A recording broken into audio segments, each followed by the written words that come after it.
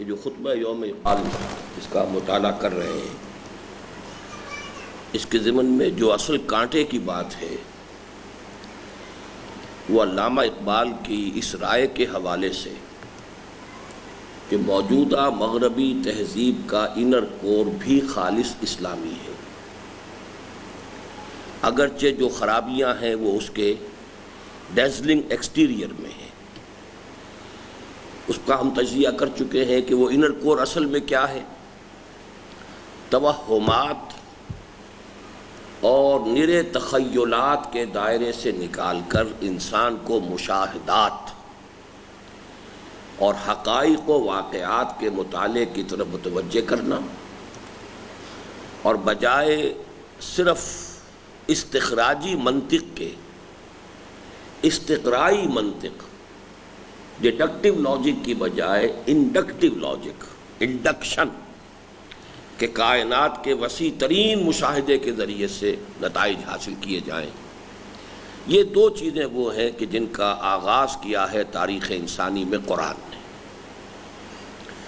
خاص طور پر مغربی معاشرے کے اعتبار سے، تو چونکہ جو بھی وہاں کچھ کام ہوا تھا سائنس اور فلسفے کے میدان میں قدیم یونان میں، وہ سارا کا سارا ٹھپ ہو چکا تھا، ان سب کو بند کیا جا چکا تھا، بینڈ تھی سائنس بھی اور فلسفی بھی۔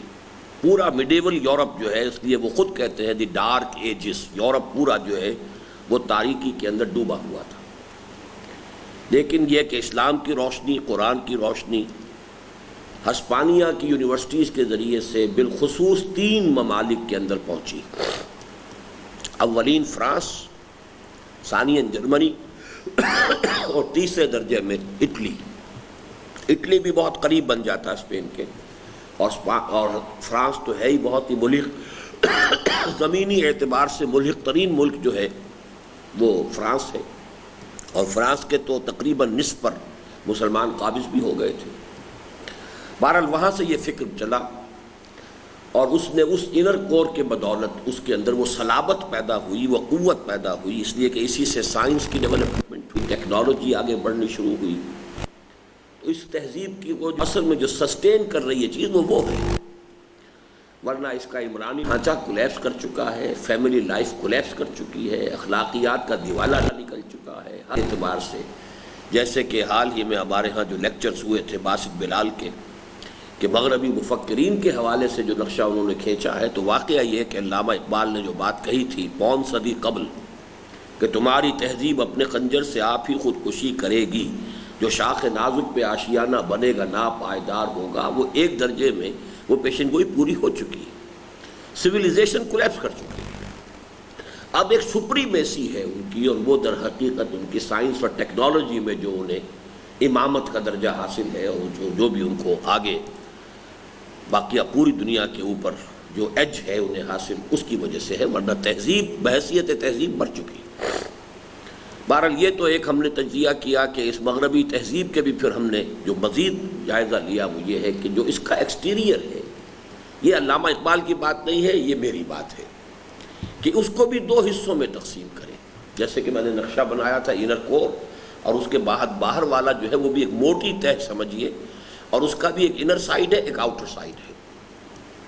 جیسے قرآن مجید میں آتا ہے کہ اہل جنت کو جو لحاف ملیں گے تو بطائنھا من استبرق، اس کے جو استر ہوں گے وہ استبرق کے ہوں گے۔ تو استر تو گھٹیا کپڑے کے ہوا کرتے ہیں نا، اس لیے کہ اوپر سے جو لحاف کا نظر آتا ہے وہ ہوتا ہے بہت عمدہ شے ہو، شنیل ہو، یا یہ کہ کوئی بہت اعلیٰ چھینٹ ہو بہت عمدہ قسم کی۔ باقی استر تو کسی گھٹیا سے کپڑے کا لگا دیتے ہیں۔ تو بطائنھا من استبرق، وہ جو ہے استبرق کے تو اس کے بطائن ہو گئے، تو اوپر کیا ہوگا اب یہ تم خود سوچو۔ اسی طریقے سے اس آؤٹر کورنگ کا بھی یہ لحاف جو ہے، وہ میٹیریل شیٹس جس کو کہا ہے اپنشد کے جملے میں جو میں 12 میں نے کوٹ کیا ہے، اس کا انر سائیڈ ہے، اس کا آؤٹر سائیڈ ہے۔ اس کے بھی انر سائیڈ کے اندر خیر ہے، ساری خرابی باہر ہے۔ وہ خیر کیا کیا ہے وہ ہم گن چکے ہیں، کہ سب سے پہلی چیز جو ہے تہذیب حاضر کی، اس کے اندر جو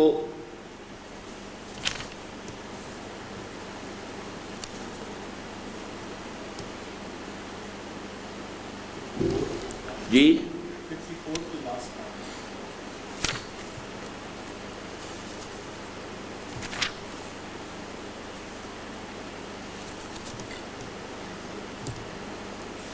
جی ہاں، اس ادھر کور کا پہلا جز وَلَقَدْ كَرَّمْنَا بَنِي آدَمَ وَحَمَلْنَاهُمْ فِي الْبَرِّ وَالْبَحْرِ کے مطابق خالص اسلامی ہے. دوسرا جز عمرانی حقوق، لیکن یہ آگے بڑھ کر جو انہوں نے خرابی پیدا کی ہے. اور تیسرا جز ہے اصل میں جس کے بارے میں اب ہمیں چلنا ہے، اور وہ ہے اس انر کور کا تیسرا لیکن اہم ترین جز ہے معاشی عدل و انصاف، اور کم از کم مواقع کی حد تک کامل مساوات اور ہر نوع کے اقتصادی استحصال اور سرمایہ داری کی لعنت کا مکمل خاتمہ، اور ہر شہری کی بنیادی ضروریات کی کفالت کا ذمہ. یہ اسلام جو ہے اب کسی درجے میں ویسٹ نے بھی اس کو قبول کیا ہے. وہاں پر اب آپ کو معلوم ہے کہ یو کے میں ان امپلائمنٹ الاؤنس، بہرحال بنیادی جو سبسسٹنس لیول تو ہر شخص کو مہیا ہونا چاہیے، یہ اصول تسلیم کیا جا چکا ہے. اس سے بھی آگے چلے گئے اسکینڈینیوین سوشلزم والے معاملات، وہاں تو وہ جو ہے ویلفیئر کا لیول بھی بہت اونچا کر دیا گیا، اور وہ سسٹین نہیں کر سکتے تھے، لہٰذا اب یو کے بھی واپس آ رہا ہے اور اسکینڈینیوین کنٹریز بھی واپس آ رہی ہیں. امریکہ میں اتنی زیادہ انہوں نے دی ہی نہیں تھی، انہوں نے جو رکھا ہے وہاں پر ویلفیئر جو بھی رکھا ہے وہ بہت ہی لو لیول کا رکھا ہے. وہ زیادہ رسپیکٹیبل جو ہے آدمی اس میں زندگی نہیں گزار سکتا، بس یہ ہے کہ مرے گا نہیں، اس کی کم سے کم سبسسٹنس جس کو کہیں گے وہی انہوں نے برقرار رکھا ہے. تو اس حوالے سے لیکن بنیادی طور پر وہ بات سب کے سامنے آ گئی، اور یہ وہ شے ہے کہ جو سب سے پہلے خلافت راشدہ میں حضرت عمر رضی اللہ تعالیٰ عنہ نے اسپیل آؤٹ کی تھی کہ اگر کوئی کتا بھی بھوکا مر گیا دجلہ و فرات کے کنارے تو بھی عمر ذمہ دار ہوگا قیامت کے دن. گویا کہ ہر شہری تو دور کی بات ہے، حیوانات کا بھی، وہ تو گویا کہ اصل میں خطابت کے انداز میں ایک چیز کو ایمفیسائز کرنے کے لیے استعارہ ہے کہ ہر انسان کی بنیادی ضروریات کی کفالت ریاست کے ذمہ ہے، معاشی عدل ہونا چاہیے. یہ تمام باتیں وہ ہیں جو تمام جہانوں کے پروردگار نے اپنے کلام پاک میں ارشاد فرمائی، اور محمد صلی اللہ علیہ وسلم اور ان کے حواریین و خلفائے راشدین رضوان اللہ تعالی علیہ مجمعین نے بالفعل کر کے دکھائی.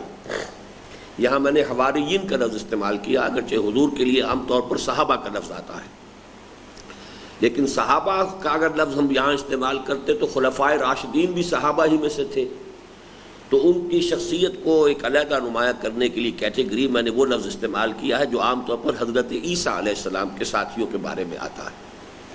لیکن جو حدیث میں نے سنائی ہے بارہا اپنے خطبات خلافت میں، اس میں یہی لفظ دونوں جو ہیں جڑ کر آئے ہیں. ما بعث اللہ من نبی فی قومہ قبلی الا کان لہ حواریون و اصحاب.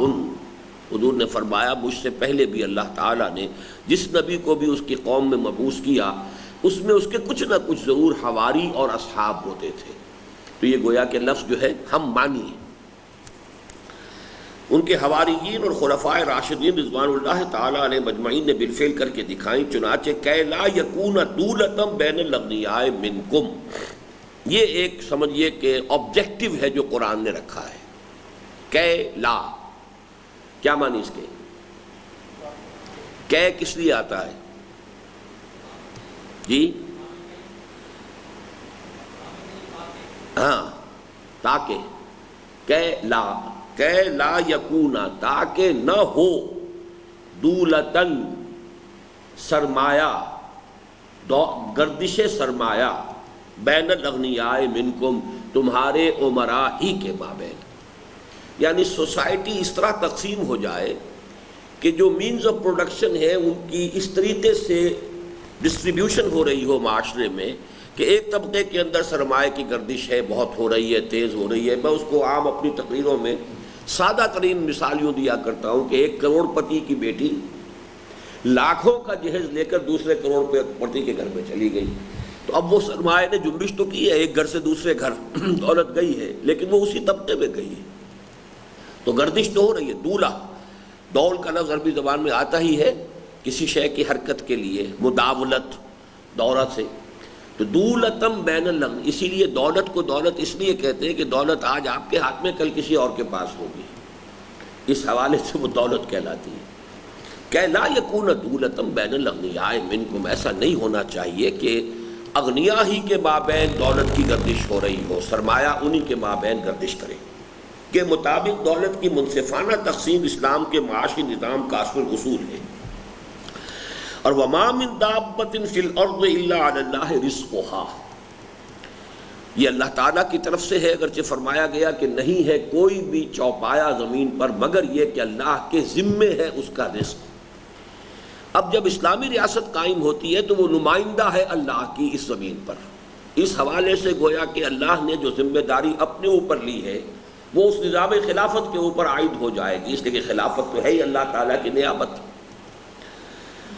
اور وما من دابۃ فی الارض الا علی اللہ رزقھا کے مطابق حضرت عمر کا یہ قول کہ اگر دجلہ و فرات کے کنارے کوئی کتا بھی بھوکا مر جائے تو اس کے لیے اللہ کے یہاں عمر ذمہ دار ہوگا۔ اسلام کے اقتصادی مقاصد کے ضمن میں پالیسی سٹیٹمنٹ کی حیثیت رکھتا ہے، جسے علامہ اقبال نے یوں تعبیر فرمایا، کس نہ باشد در جہاں محتاج کس، نقطۂ شرع مبین اینست و بس۔ شرع مبین کا اصل نقطہ یہ ہے کہ اس دنیا میں کوئی انسان دوسرے انسان کا محتاج نہ ہو، کس نہ باشد در جہاں محتاج کس، انڈیویجول لیول پر نہ ہو۔ ریاست ذمہ داری لے گی تو کوئی فرد کسی دوسرے شخص کے سامنے اپنی جو ہے عزت نفس کو ہاتھ پھیلا کر وہ اس کے سامنے پیش نہیں کرے گا کہ وہ اسے چاہے تو ٹھکرا دے۔ سائل جو ہے وہ جب کسی کے سامنے ہاتھ دراز کرتا ہے مانگنے کے لیے تو گویا کہ اس نے اپنی عزت نفس کو اپنی ہتھیلی پر رکھ کر اس شخص کے سامنے پیش کر دیا ہے، وہ چاہے تو ٹھوکر لگا لے۔ یہ معاملہ ختم ہو جانا چاہیے، اس لیے کہ ریاست اب ذمہ دار ہو جائے گی تمام بنیادی سہولتیں جو بھی ضرورتیں ہیں ان کی سہولتیں نہیں ضرورتیں، تو اب فرد کسی فرد کا محتاج نہیں رہے گا۔ یہی بات ہے کہ جو خلافت راشدہ کے دوران ہو گئی تھی کہ لوگ اپنی زکوٰۃ لے کر پھرتے تھے، لینے والا کوئی نہیں تھا۔ وہ زکوٰۃ کون سی؟ اموال باطنہ کی زکوٰۃ۔ یہ حدیث بھی شاید سمجھ میں نہ آئے کہ جب اسلامی ریاست میں زکوٰۃ لیتی ہے حکومت تو پھر افراد کیوں پھرتے تھے؟ اس کا معاملہ یہ کہ اموال کی دو قسمیں، اموال باطن، اموال ظاہر۔ اموال ظاہر وہ ہے کہ جو از خود ظاہر ہے، جس کے لیے کسی کے گھر کی تلاشی لینے کی ضرورت نہیں ہے۔ دکان ہے، اس میں مال پڑا ہوا ہے، کوئی بھیڑیں بکریاں پالتا ہے، وہ ریوڑ ہے، وہ سامنے کھڑا ہوا ہے، کہاں چھپا کے جیب میں تو نہیں رکھ لے گا، کہیں کسی تکیے میں تو نہیں سی لے گا وہ جانوروں کو۔ لیکن یہ کہ کسی کے پاس ذاتی کوئی سونا ہے، چاندی ہے، درہم ہے، دینار ہے، کوئی رقد ہے، کوئی اور ہے، وہ تو آدمی اپنے گھر میں رکھتا ہے۔ تو اب اگر اس کو بھی ریاست وصول کرے جبرن تو گویا کہ اب تحصیلدار جو ہوگا ریاست کا جو بھی حکومت کی مشینری ہوگی، محکمہ ہوگا وصولی زکوٰۃ کے لیے، ان کے لیے لازم ہو جائے گا گھروں میں جا کے تلاشی لیں۔ ان کو کہا گیا اموال باطن۔ اموال باطنہ کی زکوٰۃ چھوڑ دی گئی انڈیویجولز پر، وہ خود جس طرح چاہیں دیں، اپنی مرضی سے حکومت کو دیں، فبہا، حکومت ڈسٹریبیوٹ کر دے گی۔ اگر وہ خود دینا چاہتے ہیں تو خود دیں۔ ان کے ضمن میں بہتر پالیسی بھی پھر یہ ہوتی ہے کہ اموال باطنہ کی زکوٰۃ میں شخص اپنے قریب کے ماحول کو دیکھے، اپنے رشتہ داروں کو دیکھے، ان کو دے جو ان میں سے واقعتاً مستحق ہو، کیونکہ وہ اگر بڑے پیمانے پر جا کر سرکار کے خزانے میں جمع ہوگی تو پھر وہاں سے اس کی تقسیم جو ہوگی وہ تو ایک پورے سلسلے اور نظام کے تحت ہوگی۔ تو اموال باطنہ کی زکوٰۃ لے کر لوگ پھرتے تھے، اور یہ کہ اس کو قبول کرنے والا کوئی نہیں تھا۔ کس نہ باشد در جہاں محتاج کس، نقطۂ شرع مبینی نست و بس۔ اور آب و نان ماست از یک مائدہ، اتنی فارسی تو آپ کو آ جانی چاہیے۔ آب پانی، نان وہ بھی صاف ہے، روٹی، ماں میرا ہمارا، من نہیں، من میرا ہوتا ہے، آب و نان من، اور ماں ہم کے لیے ہوتا ہے۔ است، ماں کا الف اس کے اندر جڑ گیا ہے، ماست، است اور ماں کا یہ دو الف تھے، یہ اس میں ایک گر گیا۔ از یک مائدہ، ایک دسترخوان سے ہے۔ مائدہ قرآن مجید کی سورت کا نام ہے، سورۃ المائدہ۔ دودھ آدم کا نفس واحدہ، دودھا کہتے ہیں نسل کو، نسل آدم ایک نفس واحدہ کے مانند ہے، یہ قرآن مجید میں لفظ آیا ہے کہ تمہارا سب کا پیدا کرنا اور دوبارہ اٹھا لینا ہمارے لیے ایسا ہی ہے جیسے کسی ایک جان کا پیدا کرنا اور اٹھا لینا، کَنَفْسٍ واحدہ۔ تو اللہ تعالیٰ کے لیے یہ تمام نوع انسانی ایک نفس واحدہ کے مانند ہے، اور جو ان کا کھانا جو ہے وہ ایک دسترخوان سے ہے، اور وہ دسترخوان جیسا کہ میں نے اپنے جمعے کی خطبات میں حال ہی میں بیان کیا ہے کہ انفرادی ملکیت لیگل لیول پر بھی جو قرآن کے اندر یا اسلام میں ہے، تو زمین کی انفرادی ملکیت مختلف ہے دوسری اشیاء کی انفرادی ملکیت سے۔ ایک تو ہے کہ روحانی اعتبار سے ایمان کا تقاضا تو یہ کہ کوئی شے کسی کی ملکیت نہیں، سب مالک اللہ ہے، ہم امین ہیں، ہمارے پاس امانت ہے، ملکیت نہیں ہے۔ امانت جو ہے امین کی مرضی کے مطابق استعمال کر سکتے ہیں، اپنی مرضی سے نہیں۔ ملکیت ہے تو اپنی مرضی سے استعمال کر سکتے ہیں، جو چاہے کریں۔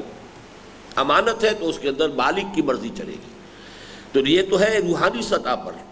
قانونی سطح پر انفرادی ملکیت ہو سکتی ہے، مکان کی، گھر کی، فیکٹری کی، کھیت کی، دکان کی، کاروبار کی، سب کی ہو سکتی ہے۔ لیکن زمین کی انفرادی ملکیت اور مکان کی انفرادی ملکیت میں بڑا فرق ہے۔ مکان 10 سال خالی پڑا رہے تب بھی آپ کی ملکیت سے خارج نہیں ہوگا، زمین 3 سال کاشت اگر آپ نے نہیں کیے تو ملکیت سے خارج۔ پھر جو شخص اس کو کاشت کر لے گا وہ اسی کی ہو جائے گا، یہ ہمارے ہاں قاعدہ ہے۔ اور جو دور افتادہ سرکاری زمینیں پڑی ہوئی ہوں، جو شخص جا کر آباد کر لے گا اسی کی ہو جائے گی، جس پر تفصیلی میں نے تقاریر آج کل جمعوں میں کی ہے، تو اس میں اب اس وقت تفصیل میں جانے کا موقع نہیں ہے۔ تو آب و نان ماست از یک مائدہ دودھ آدم کا نفس واحدہ۔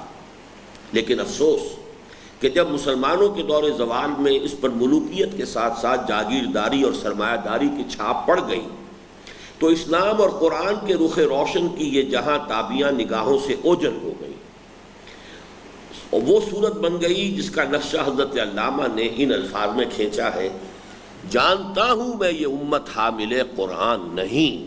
یہ ابلیس کی مجلس شورا پر میں نے ایک پورے جمعے کے اندر درس دیا تھا اس نظم کا، اس لیے کہ میرے نزدیک علامہ اقبال کا جو پیغام ہے امت کے نام، سب سے مستند اس کا ورشن وہ ہے جو اس نظم کے اندر آ گیا، اس لیے کہ یہ ان کی زندگی کی آخری نظموں میں سے ہے۔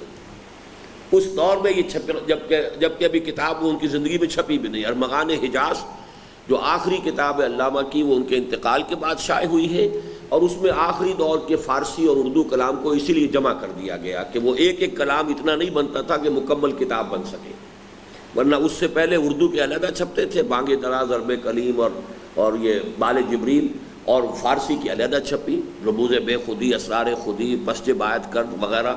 لیکن یہ کہ اب چونکہ آخری دور کی جو نظمیں تھیں وہ تعداد میں اتنی کم تھیں کہ فارسی کو علیحدہ شائع کرے تو وہ پوری کتاب کا حجم نہیں بنتا تھا، اردو کی تو بہت ہی کم تھی، تو ان سب کو جمع کر دیا گیا تھا، اور وہ ان کی موت کے بعد، وفات کے بعد شائع ہوئی۔ تو اس کا مطلب یہ ہے کہ ایک تھنکر جو ہوتا ہے اس کی بات جو ہے آخری وہی شمار ہوتی ہے کہ جو اس کی موت سے قریب تر ہو۔ اس سے پہلے تو ایک ایوولوشن کی مختلف سٹیجز ہوتی ہیں۔ کبھی اقبال وطن پرست بھی رہے تھے، سارے جہاں سے اچھا ہندوستاں ہمارا، ہم بلبلے ہیں اس کی، وہ کیا باغ کیا ہے، گلستاں ہمارا وغیرہ وغیرہ، ہندوستان کے ترانہ گایا انہوں نے۔ لیکن یہ کہ اس کے بعد پھر ملی شاعری کا دور آیا، تو ان کی شاعری کے مختلف ادوار ہیں۔ تو ان کا پیغام اور ان کا فکر جو ہے عمرانی فکر، اس کا فائنل ایڈیشن، لاسٹ ورشن وہ ابلیس کی مجلس شورا ہے۔ جانتا ہوں میں یہ امت حامل قرآن نہیں، ہے وہی سرمایہ داری بندہ مومن کا دین۔ جانتا ہوں میں کہ مشرق کی اندھیری رات میں بے ید بیضا ہے پیران حرم کی آستین۔ نتیجتاً قوم کی، اب یہ اس کو کیا مطلب سمجھا، بے ید بیضا ہے پیران حرم کی آستین؟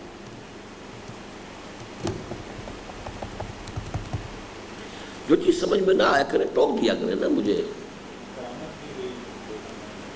یعنی اس میں کیا لفظ کیوں ہے؟ ید بیضا کس کے لیے کہا ہے؟ حضرت موسیٰ کا جو معجزہ تھا، وہ ہاتھ تو ان کا بھی آستین کے اندر ہی تھا نا، لیکن اس کے اندر کیا تھا؟ معجزہ تھا۔ تو آج پیران حرم معجزہ تو نہیں ہوگا، کرامت، ان سے بالکل تہی دامن تہی دست ہو چکے ہیں، ان کے ہاں تاثیر ہی اب نہیں رہی۔ یعنی علامہ اقبال نے کہ ان تینوں چیزوں کو، یہ امت حامل قرآن نہیں، نمبر ایک، پوری امت قرآن سے دور ہو چکی ہے، خار از محجوری قرآن شدی، شکوہ سنجے گردش دوران شدی۔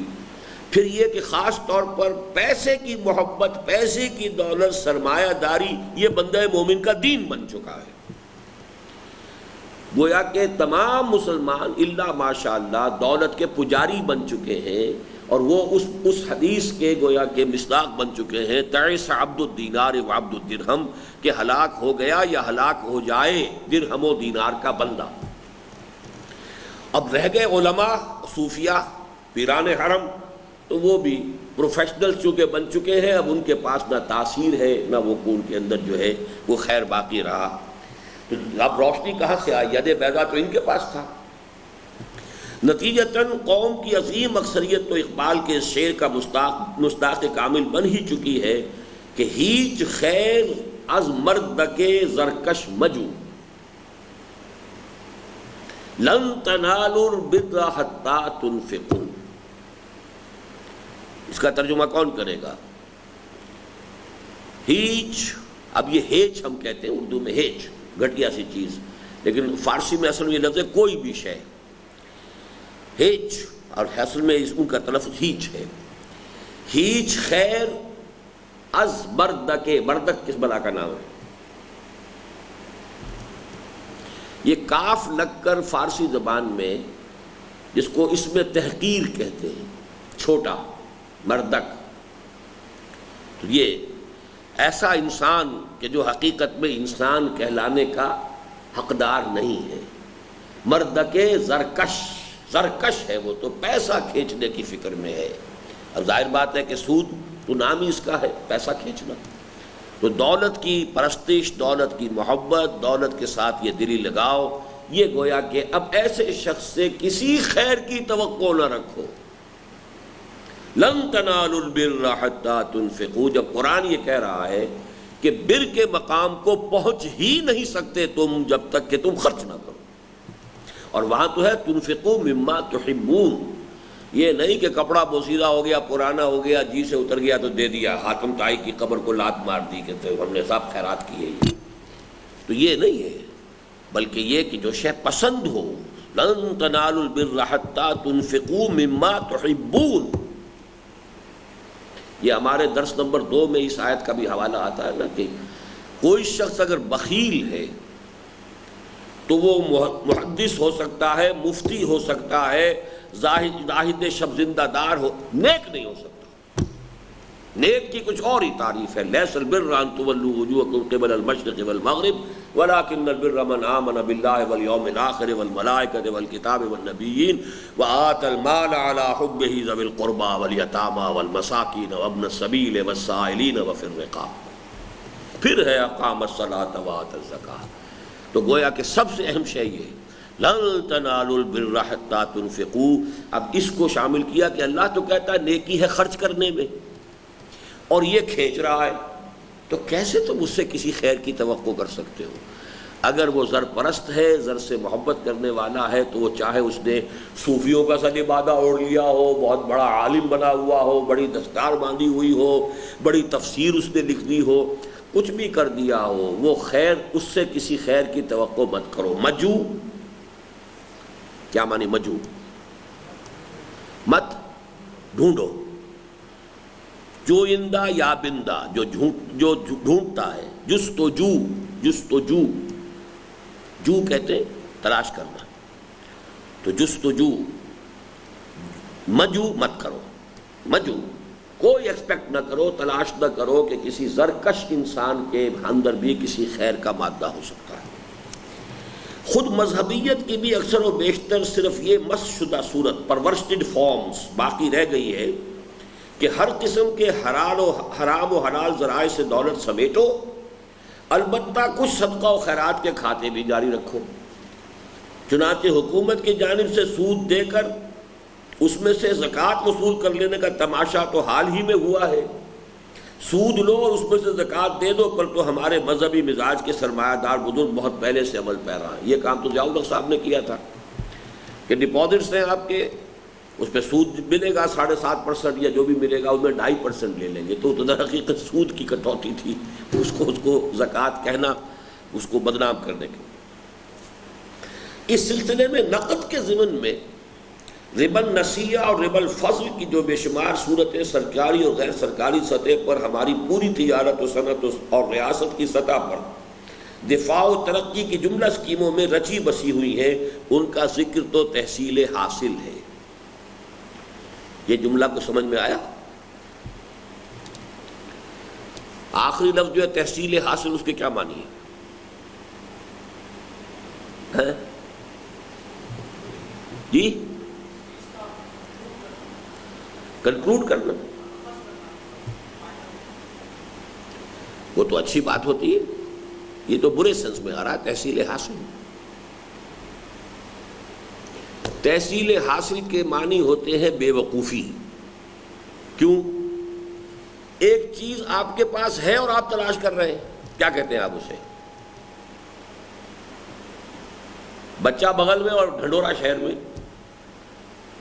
حاصل ہے آپ کو، ایک شے آپ کے پاس ہے اور آپ ڈھونڈتے پھر رہے، تو یہ گویا کہ کسی شخص کے پاگل پن کی علامت ہے۔ تو تحصیل حاصل اہل منطق کے زبان میں بہت بڑی گالی ہے، اور جیسے میں نے آپ کو بتایا نا، اہل منطق کی ایک گالی ہوتی ہے قیاس مع الفارق۔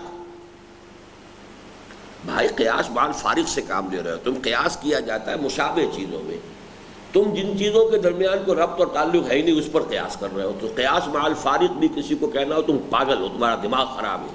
لیکن یہ کہ سمجھدار آدمی ایسے الفاظ استعمال نہیں کرتا، وہ کہتا قیاس مع الفارق سے کام لے رہے ہیں آپ۔ جیسے لکھنوی مزاج میں لطیفے کے درجے میں یہ کہا جاتا ہے، بیان کرتے ہیں لوگ کہ جناب دیکھیے بس اب آپ بس کیجیے، ایسا نہ ہو کہ کہیں میں آپ کی والدہ ماجدہ کی شان میں کوئی گستاخی کر بیٹھوں۔ اب یہ گویا کہ گالی دے دی اس نے، لیکن یہ کہ وہ گالی کا لفظ زبان پہ نہیں لائے گا، وہ گستاخی نہ کر بیٹھوں کہیں میں۔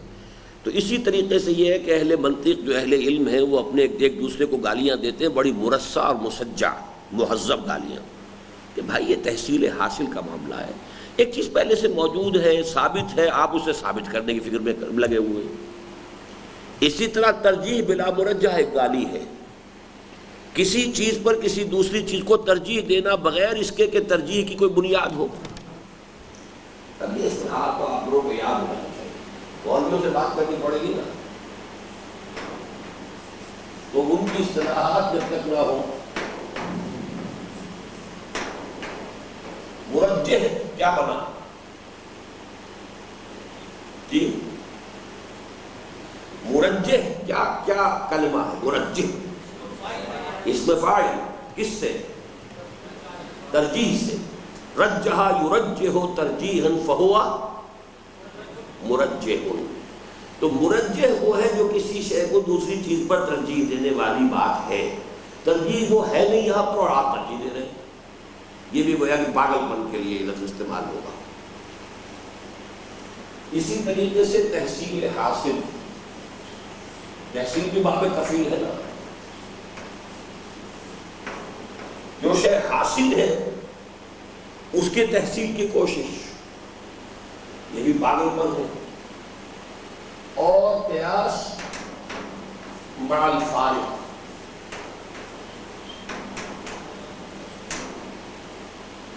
فارق فرق سے، ان چیزوں میں بالکل ایک دوسرے سے امتیاز ہے، کوئی شے ان میں مشابہ ہے ہی نہیں، اس میں آپ قیاس کر رہے ہیں۔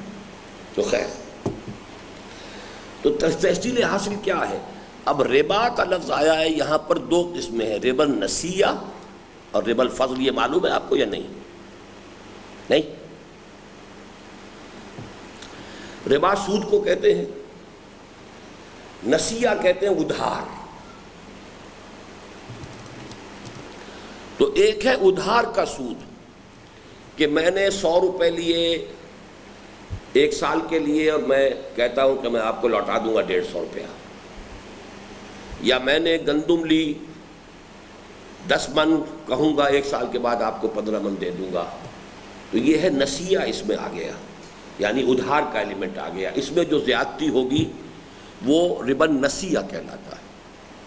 قرآن مجید میں صرف اس کا ذکر ہے، حدیث میں کچھ اور چیزوں کے بارے میں کہا گیا ہے کہ ان کا ایکسچینج اگر ہوگا تو بالکل برابر کا ہوگا، اس کو آپ کم زیادہ کر کے نہیں دو۔ مثلا آپ یہ کہیں صاحب یہ گندم ذرا گھٹیا درجے کی ہے تو یہ میں زیادہ دیتا ہوں، بڑھیا گندم مجھے اتنی دے دیجئے آپ، تو اگرچہ اس میں کوئی یہ نقد و نقد ہو رہا ہے لیکن نہیں ہو سکتا، اس کا راستہ روک دیا گیا۔ گندم کے عوض ایکسچینج ہوگی تو ایگزیکٹلی اتنی ہی وزن کے ساتھ ہوگی، نو ڈفرنس۔ اگر اس میں ڈفرنس ہوا اس کو فضل کہتے ہیں زیادتی کو۔ تو ربا الفضل جو ہے، کچھ چیزیں حدیث میں آ گئی ہیں کہ ان کا اگر ایکسچینج ہوگا تو ان میں کوئی اضافہ نہیں، چاندی کے عوض آئے گی تو برابر آئے گی، اس میں کوئی اضافہ نہیں ہوگا۔ اصل میں اس سے بھی ایک راستہ سود کا نکلتا تھا جس کو کہ حضور صلی اللہ علیہ وسلم نے روک دیا ہے کہ اگر آپ انہی اجناس کو بدلیں گے اور اس میں کوئی فرق کر دیں گے تو اس کے راستے سے سود کی شکل جو ہے کہیں نہ کہیں وہ آ جائے گی انسانوں کے کاروبار کے اندر۔ تو یہ ربا الحدیث بھی کہلاتا ہے، حدیث میں جس کو اضافی طور پر ربا قرار دیا گیا ہے، اور ربا الفضل کہلاتا ہے کہ چاہے وہ ہے نقدہ نقد۔ اب دو چیزیں علیحدہ ہیں، تو ٹھیک ہے میں گلاس خرید رہا ہوں اور چاندی کے 2 سکے دے رہا ہوں، قیمت ہو گئی ہے، چاندی قیمت ہے 2 روپے میں نے دیے، گلاس لے لیا، تو یہ تو ایکسچینج ہو گیا، یہ ہے بیع۔ لیکن چاندی کے 2 سکوں کو چاندی کے 2 سکوں سے ایکسچینج کیوں کر رہا ہوں میں؟ کیا وجہ؟ کوئی نہ کوئی اس میں ہے، کوئی پیچ ہے، کوئی پھیر ہے، لہذا ان چیزوں کی وہ 8-10 چیزیں ہیں، ان میں گندم بھی ہے، جو بھی ہے، کھجور کے بدلے میں، نمک کے بدلے میں، اور اسی طرح سونا اور چاندی، ان چیزوں کو اگر ان کا ایکسچینج ہوگا تو ایگزیکٹ اسی مقدار میں ہوگا، اس کے اندر کوئی کمی بیشی نہیں ہوگی۔ اگر اس کے اندر ہوئی تو وہ ربا ہے، وہ بھی ربا ہے۔ تو اس کو نوٹ کر لیجئے۔ اس سلسلے میں نقد کے ضمن میں ربا النسیہ اور ربا الفضل کی جو بے شمار صورتیں سرکاری اور غیر سرکاری سطح پر ہماری پوری تجارت و صنعت اور ریاست کی سطح پر دفاع و ترقی کی جملہ سکیموں میں رچی بسی ہوئی ہیں۔ اب یہ سارا ہمارے ہاں ڈیفنس باؤنڈ ہیں اور یہ ہیں، یہ سب کیا ہے؟ ڈیفنس سرٹیفکیٹس، سب سود ہے، وہ تو ربا النسیہ ہے۔ کاروبار میں ہم جو کچھ کرتے ہیں، مثلا جیسا کہ میں نے آپ کو بتایا تھا کہ یہ اب جو بیٹھے ہوئے ہیں جن میں کہ یعنی چاہے وہ منڈیاں جو ہیں اجناس کی ہیں اور چاہے اس کے اندر جو ہے سبزیوں کی ہے، پھلوں کی ہے، اس میں جو بیٹھے ہوئے ہیں کمیشن ایجنٹس سود کر رہے ہیں۔ وہ خود خریدار نہیں ہے، خود فروخت نہیں کرتے، خریدار کوئی اور ہے، فروخت کرنے والا کوئی اور ہے، یہ دونوں سے کمیشن لے رہے ہیں، حرام۔ اسی طرح آپ نے سودا کیا ہے کہ مجھے اگلے موسم میں تم اتنی گندم دو گے، اس ریٹ پر دو گے، اچھا 10% لے لو، غلط ہے سودا، حرام ہے سودا، پوری قیمت دو گے تو سودا ہوگا ورنہ نہیں۔ تو اسلام نے بہت سے ایسے اقدامات کیے ہیں شریعت نے کہ جس سے سرمایہ کا جو نارمل رول ہے اس سے زیادہ نہ ہو جائے۔ اب میرے پاس 5 لاکھ روپیہ ہے، میں اس سے کاروبار کر سکتا ہوں، میں کہتا ہوں کیوں نہ 50 لاکھ کی گندم کا سودا میں کر لوں، 5 لاکھ 10% میں نے دے دیا، سودا ہو گیا، 50 لاکھ کی گندم کا سودا کیا ہے۔ یہ میں گویا کہ اوور ٹریڈنگ کر رہا ہوں، میری اپنی کیپیسٹی جو ہے، میرے اپنے جو ہے میرا سرمایہ وہ 5 لاکھ ہے اور میں اوور ٹریڈنگ کر رہا ہوں۔ اوور ٹریڈنگ کا نتیجہ یہ نکلتا ہے کہ سرمایہ کا ارتکاز شروع ہو جاتا ہے۔ اچھا، جس طریقے سے ہمارے ہاں چل رہا ہوتا ہے یہ ایکسچینجز کے اندر دیا لیا لیا دیا دیا لیا لیا، نہ دیا نہ لیا، اور 10 ہاتھ بدل گئے، اور 10 ہاتھ بدلنے میں اس کے اوپر قیمت چڑھتی جا رہی ہے۔ وہ صرف سرمایہ دار جو ہے وہ اپنے اس سرمایہ کے بل پر کہ اس کے پاس ایک اس کی گڈ ول ہے مارکیٹ کے اندر کہ یہ کروڑ پتی آدمی ہے، وہ دیا لیا، بس وہ اندراج ہوتا ہے بہی کھاتے کے اندر اور اس کے اندر رقم چڑھتی جا رہی ہے۔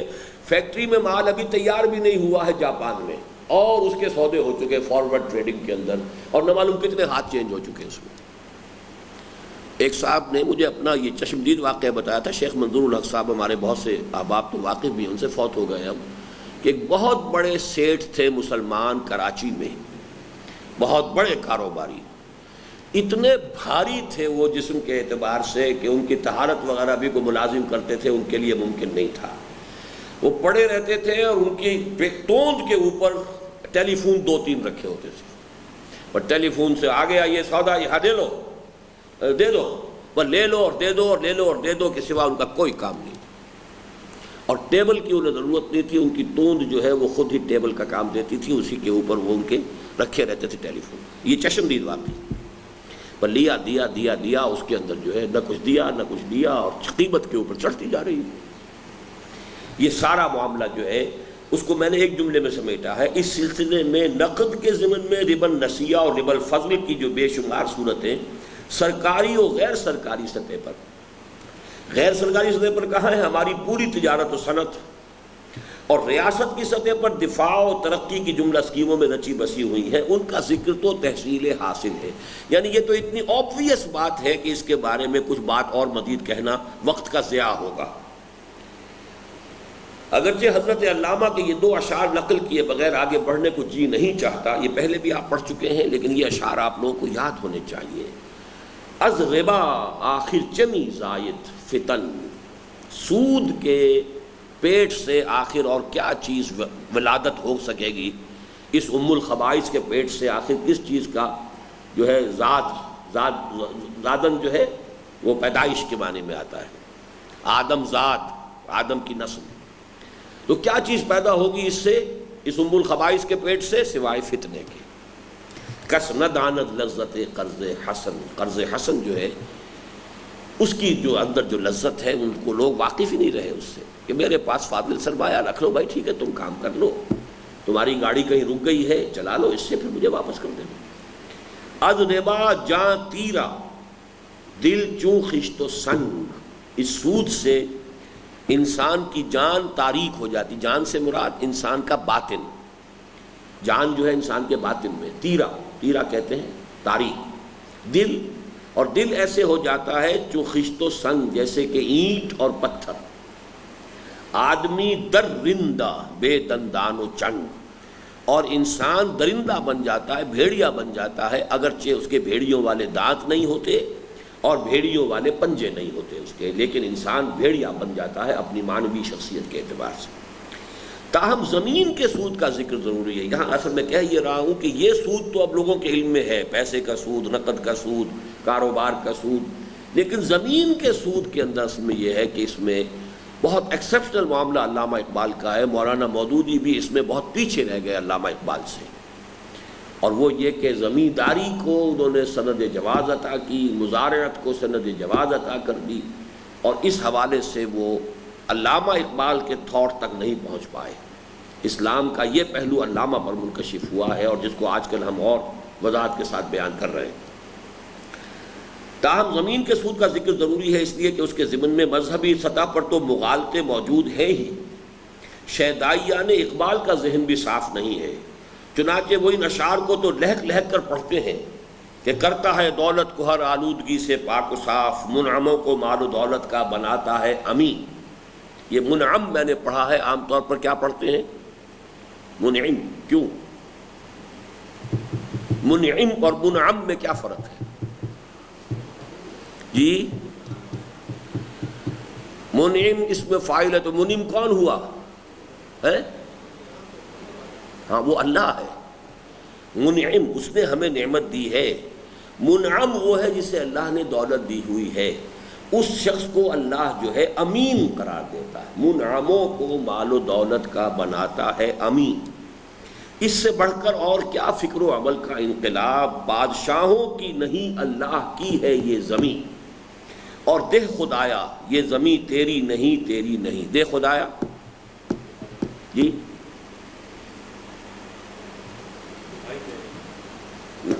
خدا کی دعائی. دہ کہتے ہیں گاؤں کو، دیہات، دہ گاؤں. دہ خدا جو گاؤں کا مالک ہے. نا خدا کسے کہتے ہیں؟ اللہ. کیوں؟ ناؤ کا خدا، ناؤ کا مالک. ناؤ، ناؤ کہتے ہیں کشتی کو، نا خدا. دہ خدا زمیندار کو کہتے ہیں جو جاگیردار ہے، اس لیے کہ وہ مالک زمین ہے. دہ خدایا، یہ خدایا یہاں پر اس سے خطاب ہو رہا ہے. دہ خدا مالکان دہ، مالکان دہ کا لفظ تو استعمال ہوتا ہے بہت اردو میں. دہ سے دیہات اس کی جمع ہے.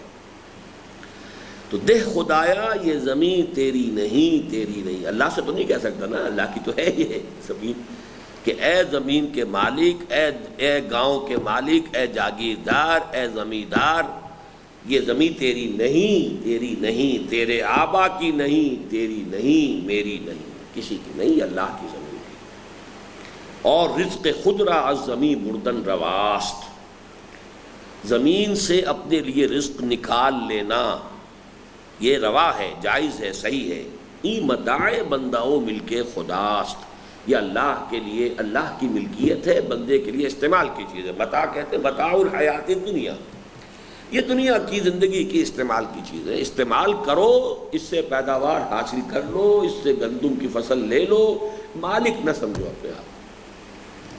لیکن غالباً انہوں نے قرآن کی اس تعلیم اور اقبال کی اس تبیین کو صرف اخلاقی وعظ کے خانے میں رکھا ہوا ہے، اور یہ نہیں جانتے کہ زمین کے سلسلے میں یہ اسلام کے قانونی و فقہی نظام کی اہم اساس ہے۔ چنانچہ امام اعظم ابو حنیفہ اور امام دارالہجرت مالک رحمۃ اللہ علیہ دونوں کا متفقہ فتویٰ ہے کہ مزارعت مطلقاً حرام ہے، اور اقبال کا یہ فرمانا محض شاعری نہیں ہے کہ خدا آ ملت را سروری داد کہ تقدیرش بدست خیش بنوشت۔ خدا، اب یہاں خدا اسی معنی میں، خدا آ ملت، اس ملت کو، سروری داد، اس کو اقتدار دیتا ہے، دنیا کے اندر عزت دیتا ہے کہ تقدیرش بدست خیش بنوشت، کہ جو قوم اپنی تقدیر اپنے ہاتھ سے لکھتی ہے، یعنی وہ لوگ جو ہاتھ سے کام کرنے میں عار محسوس نہ کریں۔ جیسے آپ کسی انگریز کو دیکھیں گے انجینئر کو، وہ جاتے ہی چاہے باہر سے وہ سوٹ پہن کر آیا اور اعلیٰ ترین سوٹ کار کے اندر آیا ہے، اس نے وہ اتارا ہے، نکر پہنی ہے، اور ہاتھ اس کے بھی بالکل مستریوں کی طریقے سے آپ کو خراب نظر آئیں گے، جبکہ ہمارا دیسی صاحب جو ہے وہ تو صرف بیٹھ کر جو ہے وہ کاغذ کے اوپر کام کرے گا، ہاتھ سے کام کرنے والا۔ اور اسی کی حدیث کے اندر بھی آئی ہے کاسب، ہاتھ سے کام کرنے والا۔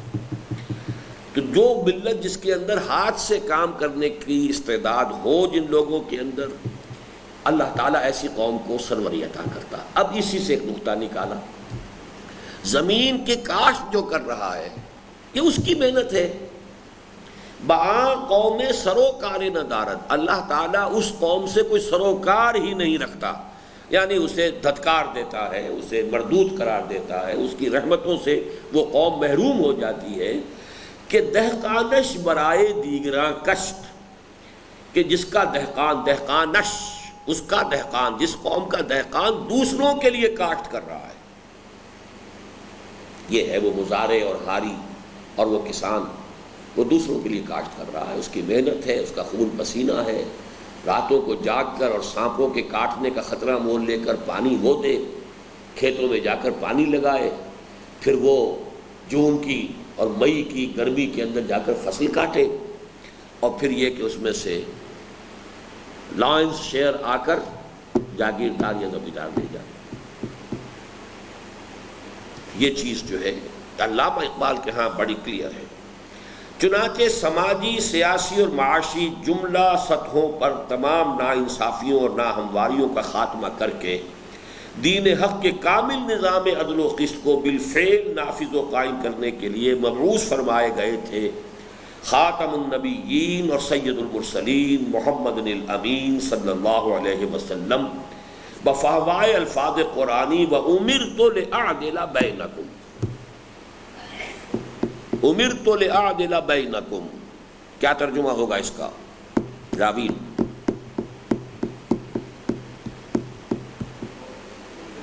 جی کس کو؟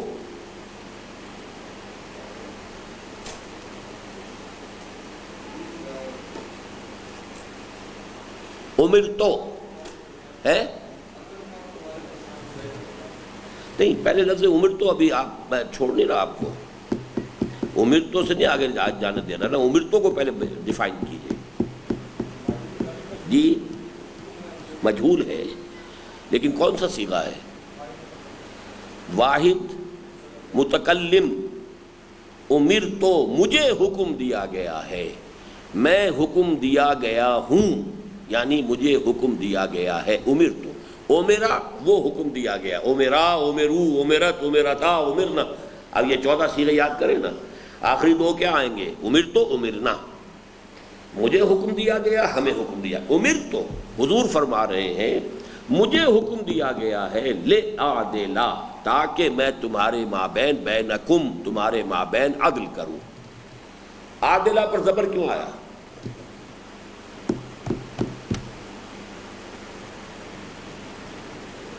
جی مفعول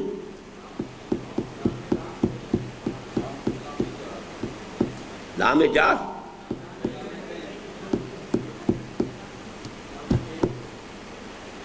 کیوں اتنی دیر لگتی ہے؟ کیوں اتنی دیر لگتی ہے؟ اصل اس کی شکل کیا ہونی چاہیے فرحان؟ اگر یہ لام یہاں نہ ہوتا تو یہ لفظ کیا ہوتا؟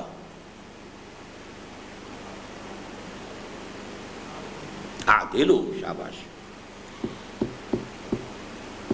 عدالہ یعدلو، یعدلو سے پھر وہی متکلم کا صیغہ بنے گا عادلو. یعدلو یعدلان یعدلون، تعدلو تعدلان یعدلنا، چلے گا نا. اور آخر میں کیا آئے گا؟ عادلو نعدلو، ہم عدل کریں وہ عدل کرے. لیکن چونکہ لام آ گیا ہے کہ والا اس لیے لِأَعْدِلَ. بینکم کیا ہے؟ مرکب. کیسا مرکب ہے؟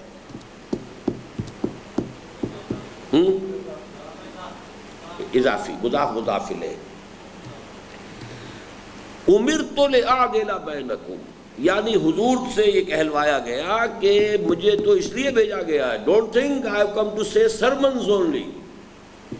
وہی بات جو ایچ جی ویلز کی میں نے آپ کو بتائی ہے کہ جہاں تک سرمنز کا تعلق ہے، جیزس آف نزارت کے ہاں بھی سرمنز تو بہت ہیں.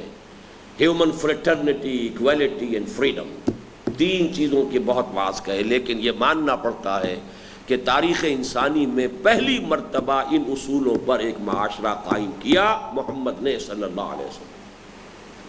تو میں صرف واعظ بن کر نہیں آیا ہوں، صرف مبلغ بن کر نہیں آیا ہوں، بلکہ میرے ذمے یہ کام ہے کہ تمہارے مابین عدل قائم کروں. اور لِيَقُومَ النَّاسُ بِالْقِسْطِ، یہ تو آپ پڑھ چکے ہوں گے. کون سی صورت میں ہے یہ؟ جی سورہ حدید. یہاں پر بھی وہی شکل ہے، لام کی وجہ سے یقوما، یقوموں کی بجائے لِيَقُومَ النَّاسُ تاکہ قائم ہو جائیں لوگ بالقسط، عدل پر. اور اس آیت کو جس کو میں کہا کرتا ہوں کہ پوری انسانی تاریخ کے اندر اس سے زیادہ ننگی انقلابی عبارت ممکن نہیں. کوئی اس میں ہیر پھیر نہیں رکھا. No chewing of words, no mincing of words, nothing of the sort. لوہا بھی اتارا ہے ہم نے تاکہ جو لوگ عدل کے قیام کے راستے میں رکاوٹ بنے ان کی سڑکوں بھی کی جائے. اتنے ننگے انقلابی الفاظ آئی ڈونٹ تھنک کسی جگہ بھی ہو. لقد ارسلنا رسلنا بالبینات، ہم نے بھیجا اپنے رسولوں کو معجزوں کے ساتھ، واضح نشانیوں کے ساتھ. وانزلنا معهم الکتاب والمیزان، ان کے ساتھ کتاب اتاری، میزان اتاری. کس لیے سارا کھکیڑ ہم نے بول دیا؟ لیقوم الناس بالقسط، تاکہ لوگ عدل پر قائم ہو. وانزلنا الحدید، لوہا بھی اتارا ہے.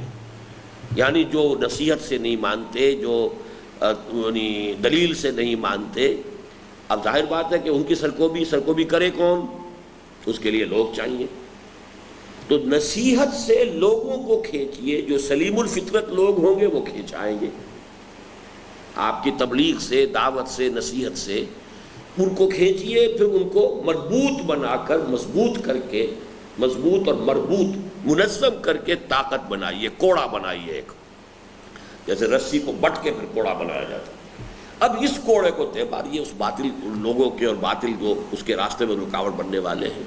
انزلنا الحدید فیہ باس شدید ومنافع للناس وليعلم اللہ من ینصرہ ورسلہ بالغیب ان اللہ قوی عزیز. خدایا اور خدایا آن کرم بارے دیگر کن کے مصداق اسی کا پیغام دیا تھا حکیم الامت اور مصور پاکستان علامہ اقبال مرحوم نے کہ بمصطفیٰ برساں خویش را کے دی ہم اوست. یہاں دیکھیے میں نے ان دو اشعار جو ہیں اقبال کے، ان کا جوڑ ملایا اس کے ساتھ کہ اقبال نے جو کہا کہ اپنے آپ کو محمد کے قدموں تک پہنچا دو صلی اللہ علیہ وسلم. کیا مطلب؟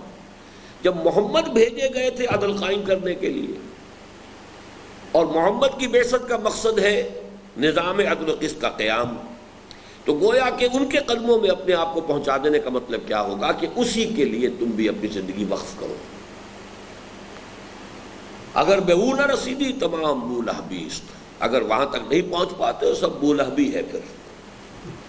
چنانچہ اقبال سے دلچسپی رکھنے والا ہر شخص جانتا ہے کہ جہاں شعریت اور جذباتی سوز و ساز، خدایا آ کرم باری دیگر کن، یہ میں گزر گیا یہاں سے، اس کو سمجھ لیا آپ نے کہ نہیں؟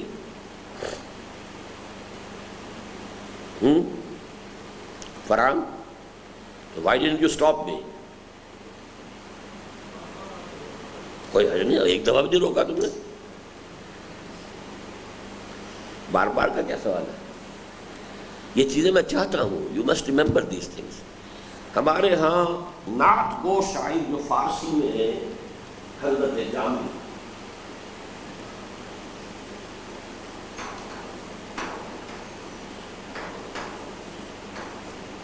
بہت بڑے فلسفی بھی تھے، بہت بڑی صوفی بھی تھے، ان کی نعت کے یہ الفاظ ہیں: نسیمہ جانب بطحا گزر کن،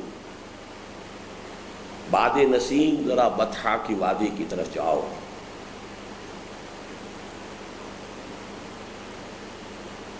ز احوالم محمد را خبر کن، میرے حالات محمد صلی اللہ علیہ وسلم کو بتاؤ۔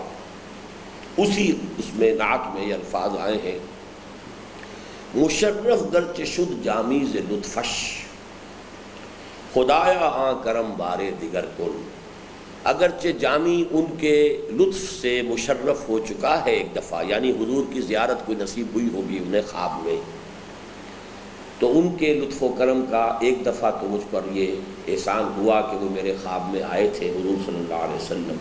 مشرف گرچہ شد جامی سے لطفش، خدایا آں کرم بارے دیگر کن، اے اللہ وہ کرم مجھ پر دوبارہ ہو جائے اور مجھے پھر حضور صلی اللہ علیہ وسلم کی زیارت جو ہے خواب میں نصیب ہو جائے۔ میں نے ان الفاظ کو یہاں لیا ہے خدایا آں کرم بارے دیگر کن، کہ جیسے محمد رسول اللہ صلی اللہ علیہ وسلم نے وہ نظام عدل و قسط قائم کر کے دکھایا دنیا میں، اللہ کرے کہ ہم بھی ان کے امتی ہونے کے دعوے کو اس اعتبار سے کسی درجے میں سچ کر دکھائیں کہ وہی کرم پروردگار جو ہے دوبارہ دنیا پر ہو جائے، وہی نظام عدل و قسط دوبارہ قائم ہو جائے۔ اور خدایا آں کرم بارے دیگر کن کے مصداق اسی کا پیغام دیا تھا حکیم الامت اور مصور پاکستان علامہ اقبال نے کہ بمصطفیٰ برساں خویش را کے دیں ہماؤس، اگر بہو نہ رسیدی تمام بولا بیس۔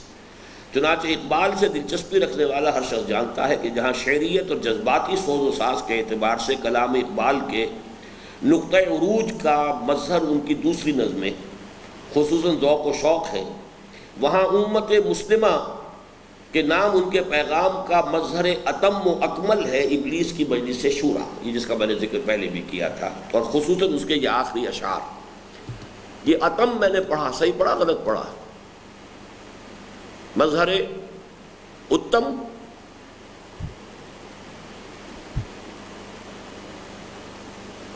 ہے، اتم ہی ہے، کیا خیال ہے شاہد؟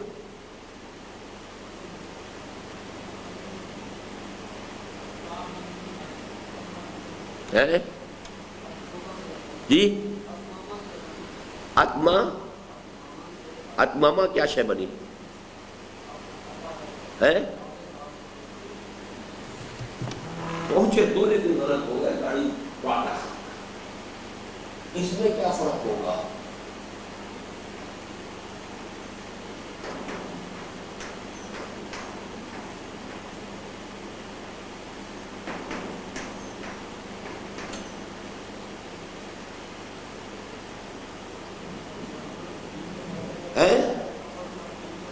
تو یہاں پر کون سا تصدیقہ ہونا چاہیے تھا؟ آپ اس کو فعل کیوں بنا رہے ہیں؟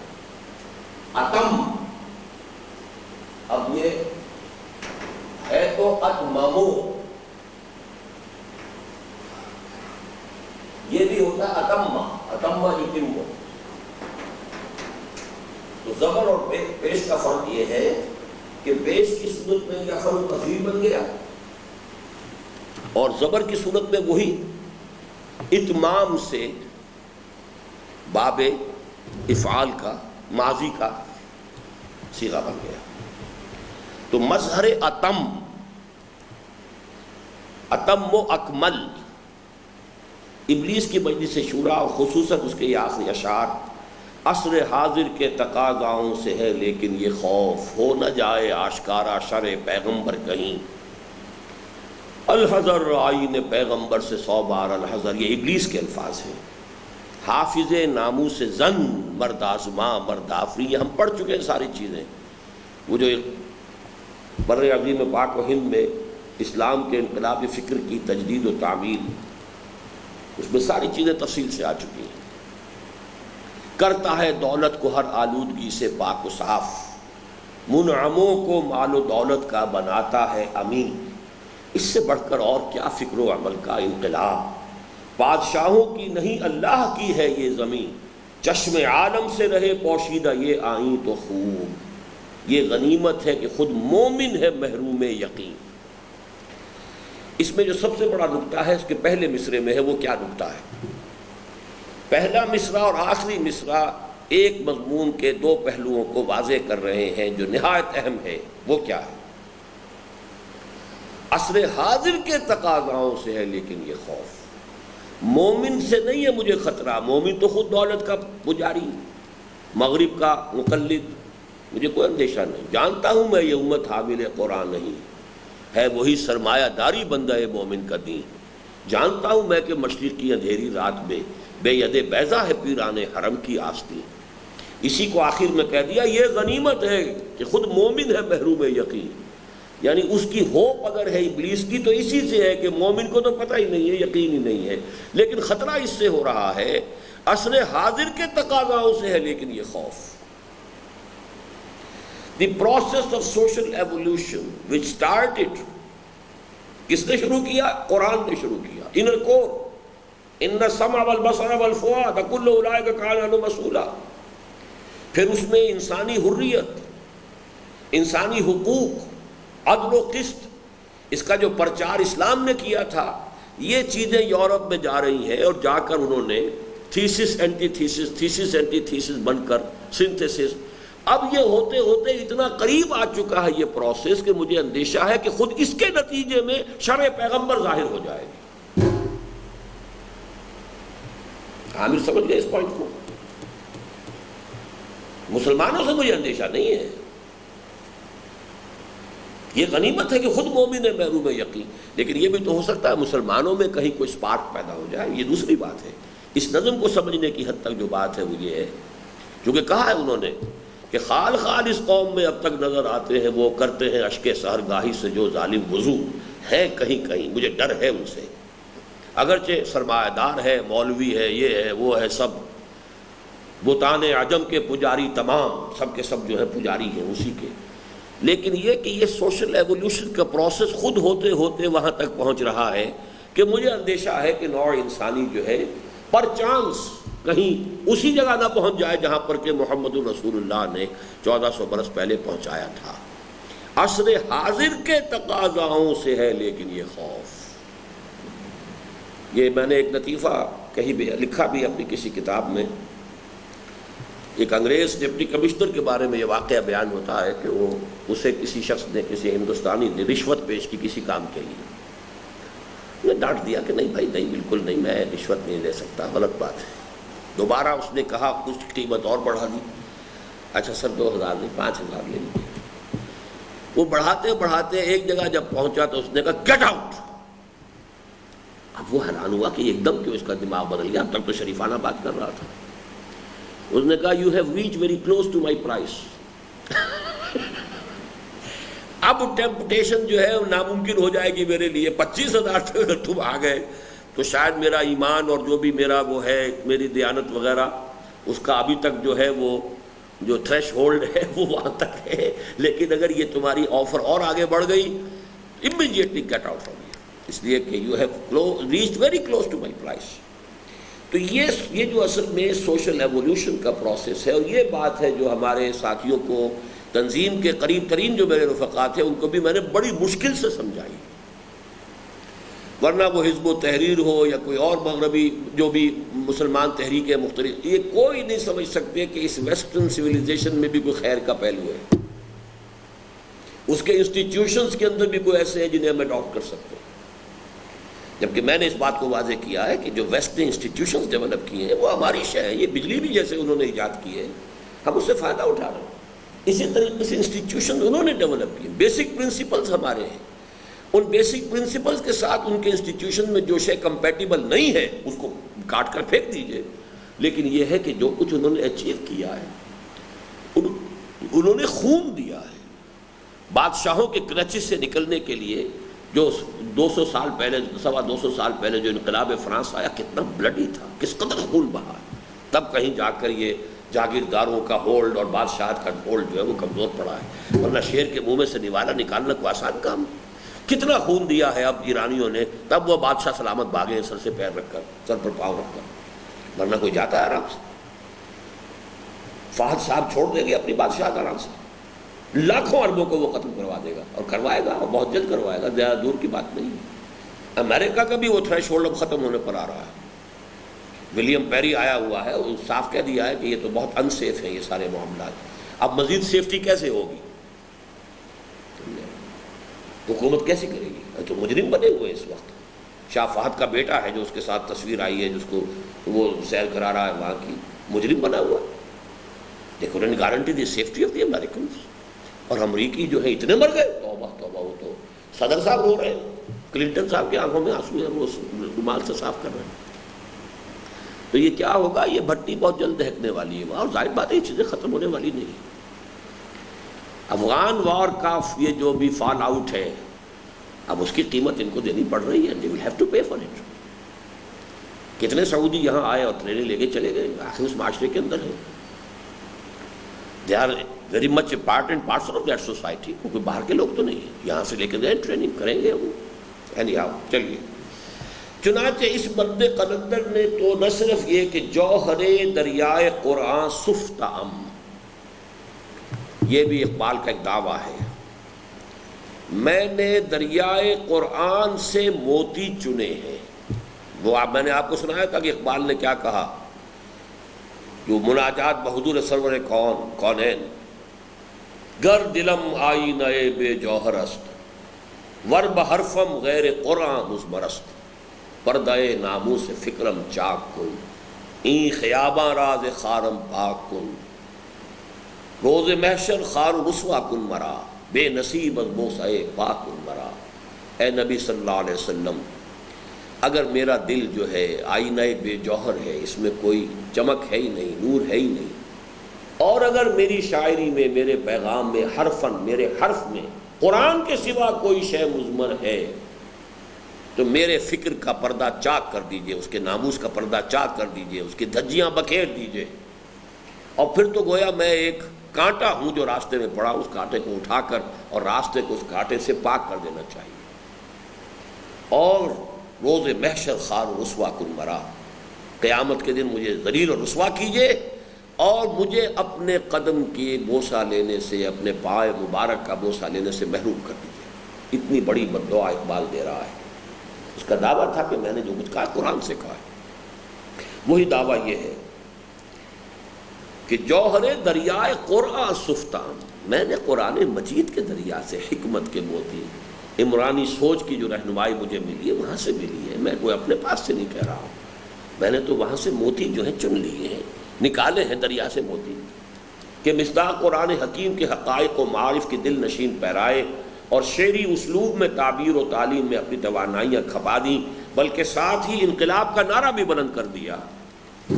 خواجہ از خون رگے مزدود سازد لال ناب، از جفائے دہ خدایاں کشت دہقانہ خراب، انقلاب انقلاب ہے انقلاب۔ اس کا ترجمہ کون کرے گا؟ ہم پڑھ چکے ہیں یہ ترجمے پہلے،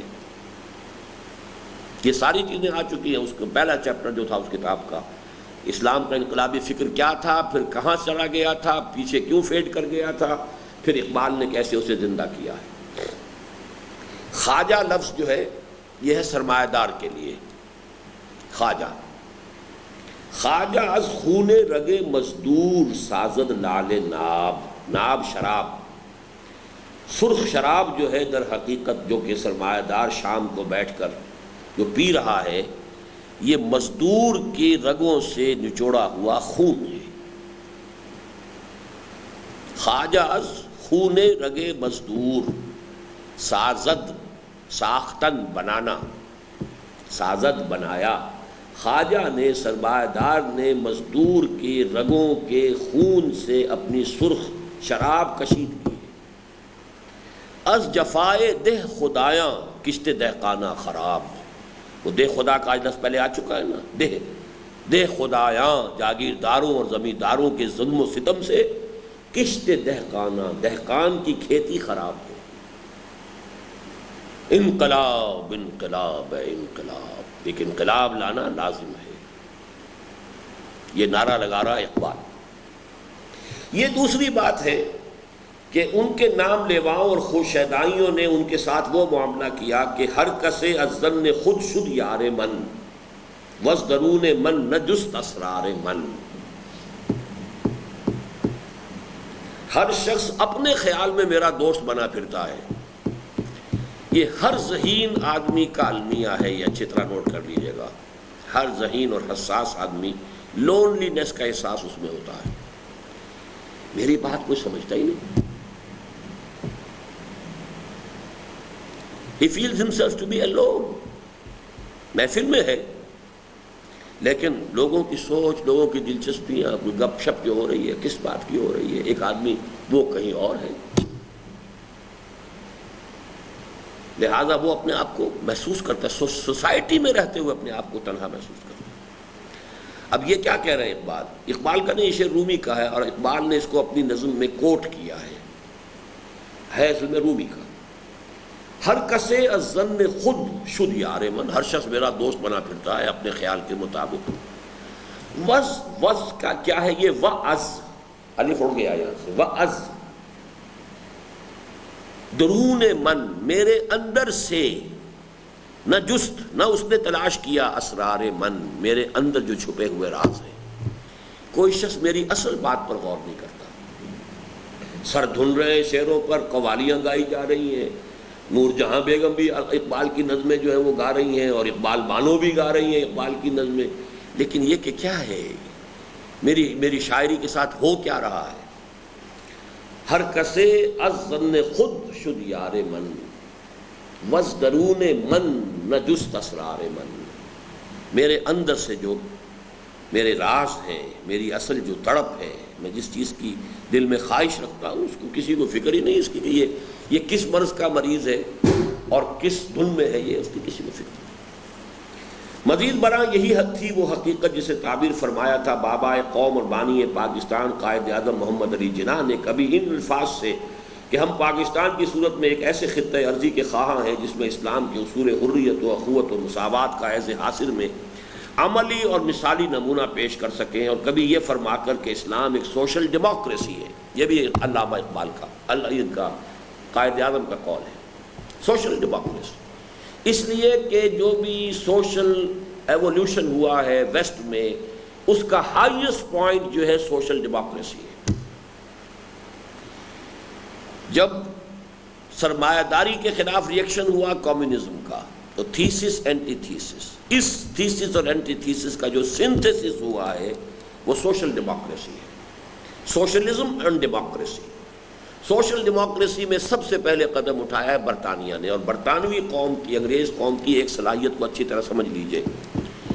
اس قوم میں ایک بڑی بے پناہ صلاحیت ہے، خود ہے روایات کی بڑی پابند، اپنے ہاں اس نے کبھی کوئی انقلاب، خونی انقلاب نہیں آنے دیا، لیکن جو انقلاب بھی کہیں دنیا میں آیا ہے اس کے بہترین ثمرات اس نے جو ہے سمیٹ لیے۔ بادشاہت کے خلاف بغاوت ہوئی فرانس میں، ڈیموکریسی بہترین قائم کر دی برطانویوں نے، اور اپنے بادشاہ کو بھی قائم رکھا، وہ بیٹھا ہوا ابھی تک، ایک جو ہے ہیومن زو جو ہے برقرار رکھا ہوا، وہ روایت بھی ان کی روایت پرست ہے قوم، بادشاہ ہے لیکن بہترین ڈیموکریسی بھی لے آ۔ اسی طریقے سے اگرچہ لندن میں اور انگلینڈ میں بیٹھ کر آخری ٹچز دیے ہیں اینجلز نے اور مارکس نے اپنی کتاب کو، لیکن یہ کہ وہاں کوئی انقلاب نہیں آنے دیا، لیکن سوشل ڈیموکریسی، ٹریڈ یونینزم کی اجازت دے دی۔ مزدور جو ہے وہ اپنی ایک جتھا بنا کر اور وہ بارگیننگ جو ہے وہ اختیار کر سکتے ہیں سرمایہ دار کے ساتھ، اور نمبر 2 ان امپلائمنٹ الائنس دے کر بہترین جو ہو سکتا تھا اس کا حاصل۔ تو best results and best fruits of all the revolutions they gathered, لیکن اپنے ہاں کوئی سڈن چینج، کوئی والکینک ایرپشن، کوئی ایکسپلوژن، کوئی فساد یہ نہیں ہونے دیا۔ یہ ہے اس قوم کا خاصہ۔ تو سوشل ڈیموکریسی کی طرف بھی پہلا قدم انہوں نے بڑھایا، اگرچہ اس میں یقیناً کوئی اس میں شک نہیں ہے کہ اسکینڈینیوین کنٹریز ان سے آگے نکل گئے، لیکن یہ کہ یہ ایک قائد اعظم نے بھی سوشل ڈیموکریسی اسی معنی میں کہا تھا کہ قریب ترین جو آتا ہے اسلام کے وہ در حقیقت سوشل ڈیموکریسی ہے۔ لیکن افسوس کہ علامہ اقبال تو خالص مسنون عمر میں پاکستان کے قیام سے لگ بھگ 10 سال قبل ہی دنیا سے رخصت ہو گئے تھے۔ خالص مسنون عمر کتنی ہے؟ 61، اور اقبال پورے 61 کے بھی نہیں ہوئے تھے، یوں سمجھیے کہ تقریباً 60.5، that was the age. Quaid Azam مرحوم بھی قیام پاکستان کے بعد کل 1 سال زندہ رہے، اور ان کے بعد ان کی عوامی تحریک کا ثمرہ اچک لیا اولاً نوابوں اور نوابزادوں اور زمینداروں، جاگیرداروں اور وڈیروں نے، اور بعد ازاں اس میں مستقل حصے دار تو بن گئے کچھ نئے اور پرانے سرمایہ دار، اور باری باری حصہ بٹاتے رہے اعلیٰ سول اور فوجی عہدیدار، جس کے نتیجے میں قانون قدرت کے عین مطابق عوامی سطح پر ایک شدید احساس محرومی پیدا ہوا جو اندر ہی اندر سلگنے والی آگ کے مانند بڑھتا چلا گیا۔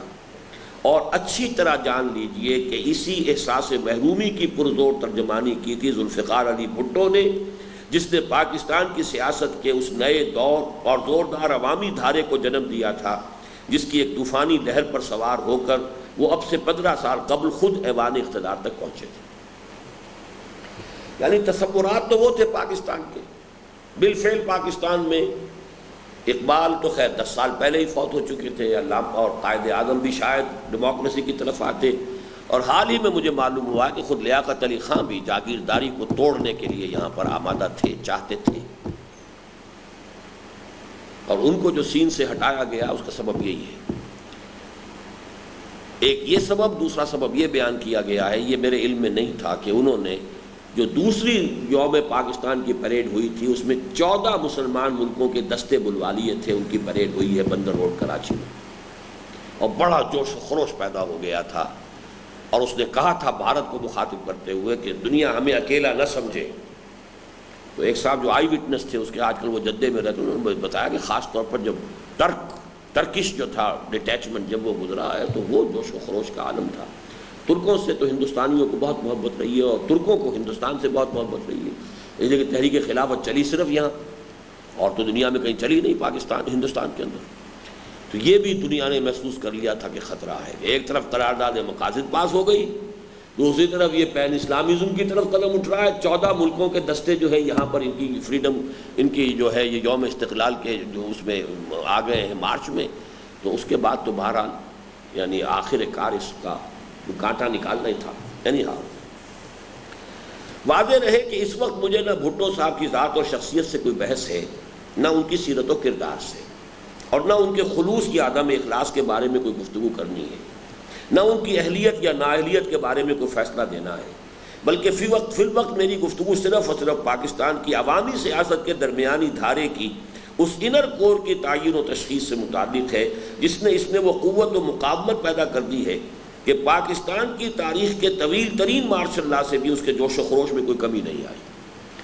11 برس ایم آر ڈی جس طریقے سے الجھتی رہی ہے ضیاء الحق کی طاقت کے ساتھ، فوج کی حکومت، یہ پاکستان میں اس سے پہلے سوال ہی پیدا نہیں ہوتا تھا۔ وہ تو ایک عوامی دور کا آغاز بھی بھٹو نے کیا تھا، اور پھر پیپلز پارٹی واحد جماعت تھی کہ جس نے کہ اس ریزسٹنس کو برقرار رکھا ہے مارشل لا کے خلاف، جن میں کوئی شک نہیں۔ Give the dual is due, شیطان کا بھی اگر کوئی حق ہے تو اس کو دیا جانا چاہیے۔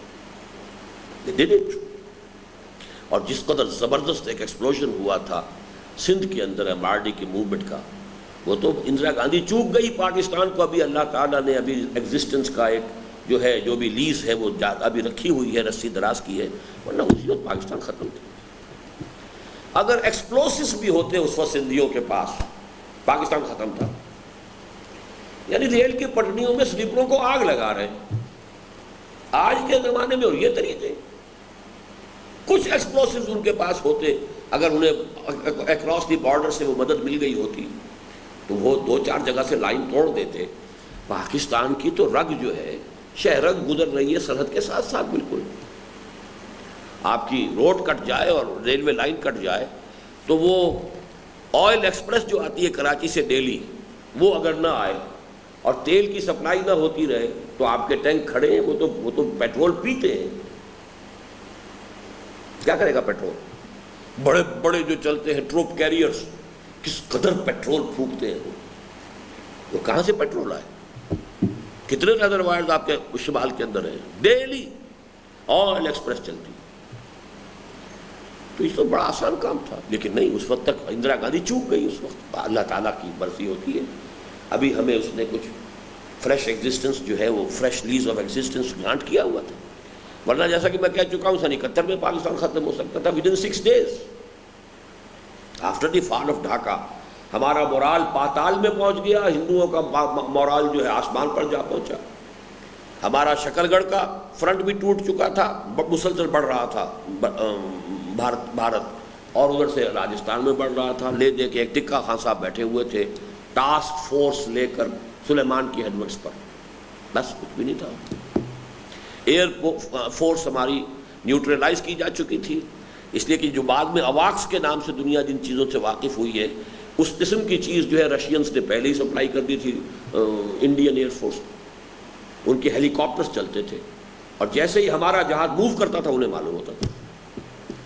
ہماری نیوی کو آ کر وہ ہٹ کر گئے ہیں عین کے باڑی میں، تو کیا تھا ہمارے پاس؟ تو اس لیے اس کو سمجھ لینا چاہیے اصل میں کہ سچویشن جو ہے کہ طوفانی لہر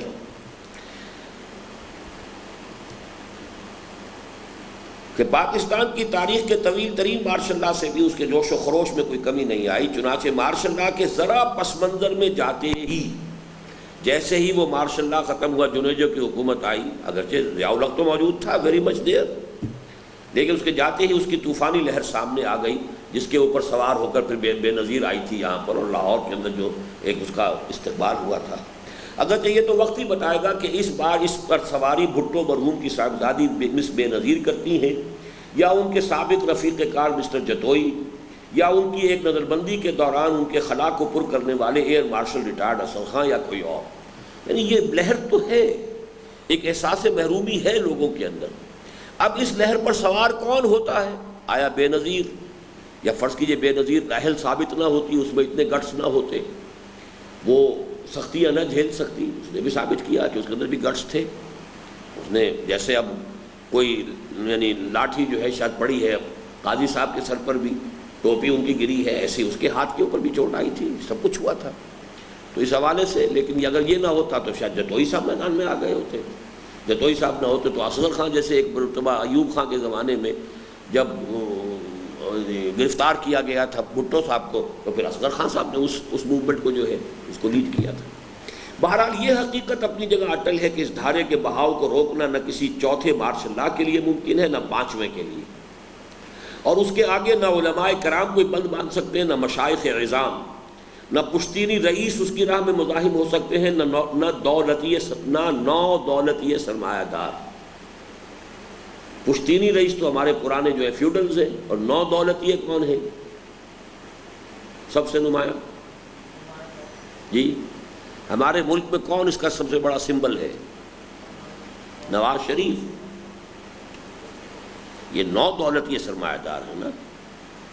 ایک چھوٹی سی فاؤنڈری آپ نے بنائی تھی، اتفاق، آج کہاں پہنچے ہوئے؟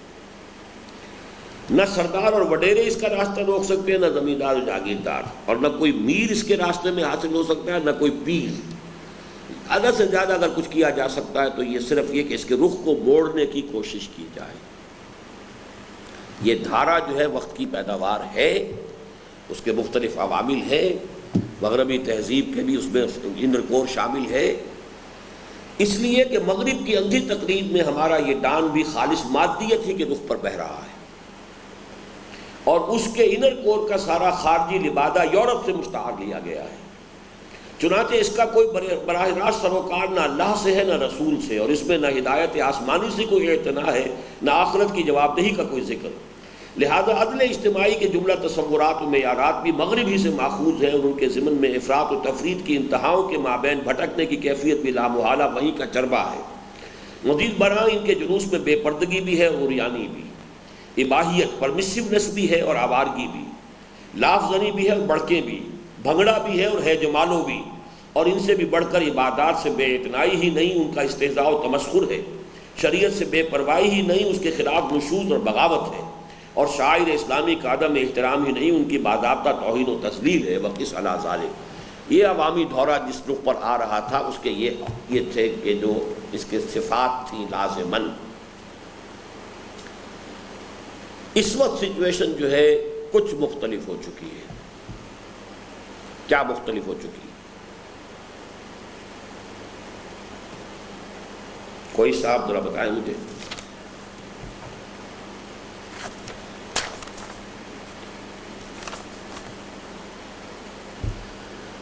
جو سب سے بڑی پارٹی آئی تھی عوام کی چیمپئن بن کر، وہ بھی اس سے تائب ہو چکی، پیپلز پارٹی۔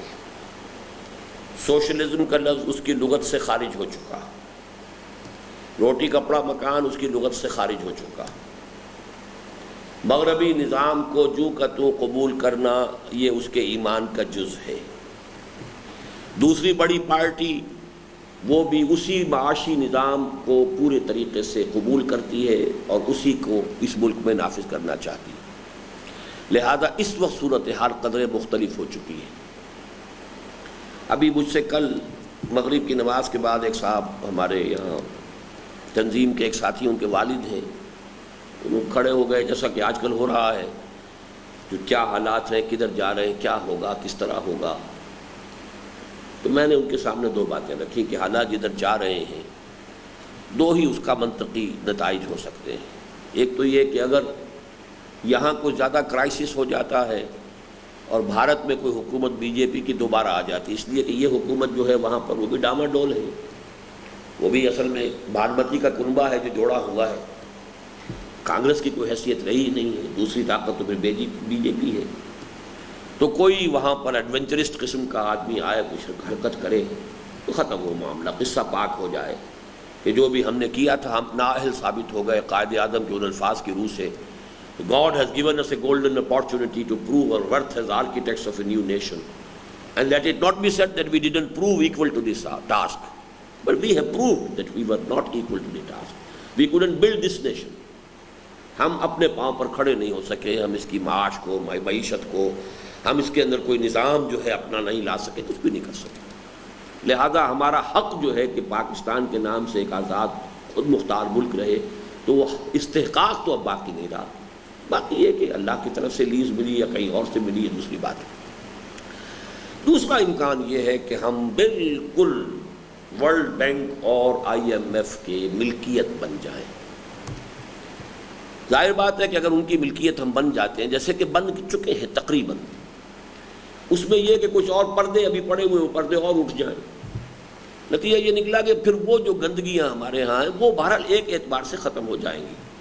بجلی کا معاملہ اگر ان کے ہاتھ میں آ جائے کہ ٹرانسمیشن اور ڈسٹریبیوشن ان کے ہاتھ میں، تو پھر بجلی کی چوری نہیں ہوگی، پھر ٹیکس ایوائڈ کوئی نہیں کر سکے گا، وہ تو پھر خون نچوڑیں گے اندر سے، اسی میں سے انہیں اپنی شراب بھی نکالنی ہے، اسی میں سے وہ بھی نکالنا ہے کہ اس ملک کے اندر بھی لوگ حیوانوں کی طرح زندہ رہیں، انہیں حیوان بھی بنانا ہے۔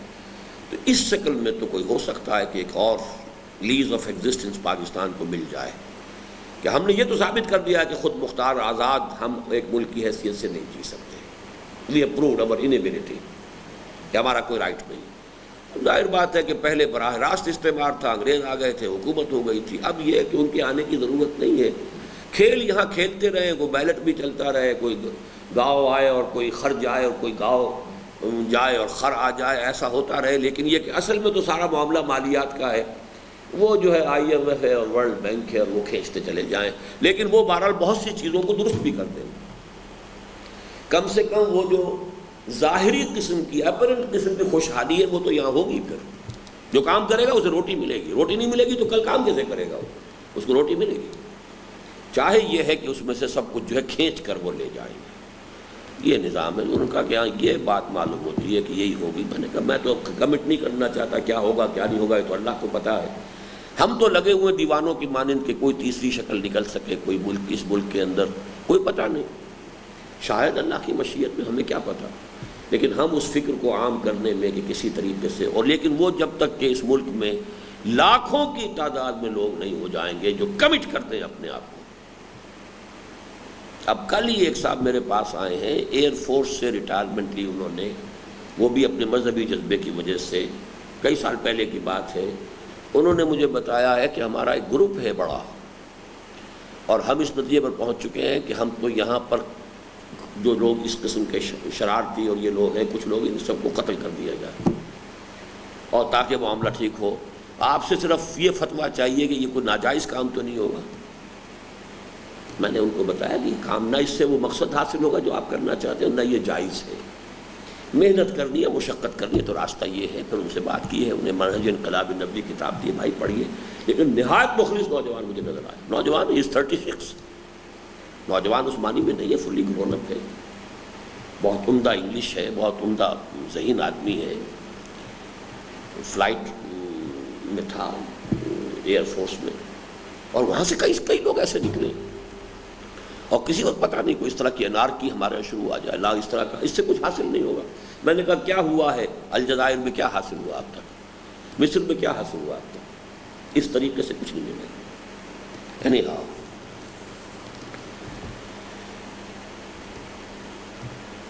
فکر اقبال کی روشنی میں اس صورتحال کا علاج بھی اس کی کلی نفی، ٹوٹل نگیشن اور بحثیت مجموعی رد کر دینے، ٹوٹل ریجیکشن میں نہیں بلکہ اس کے صحیح جز کو قبول کرتے ہوئے غلط جز کی اصلاح میں مضمر ہے.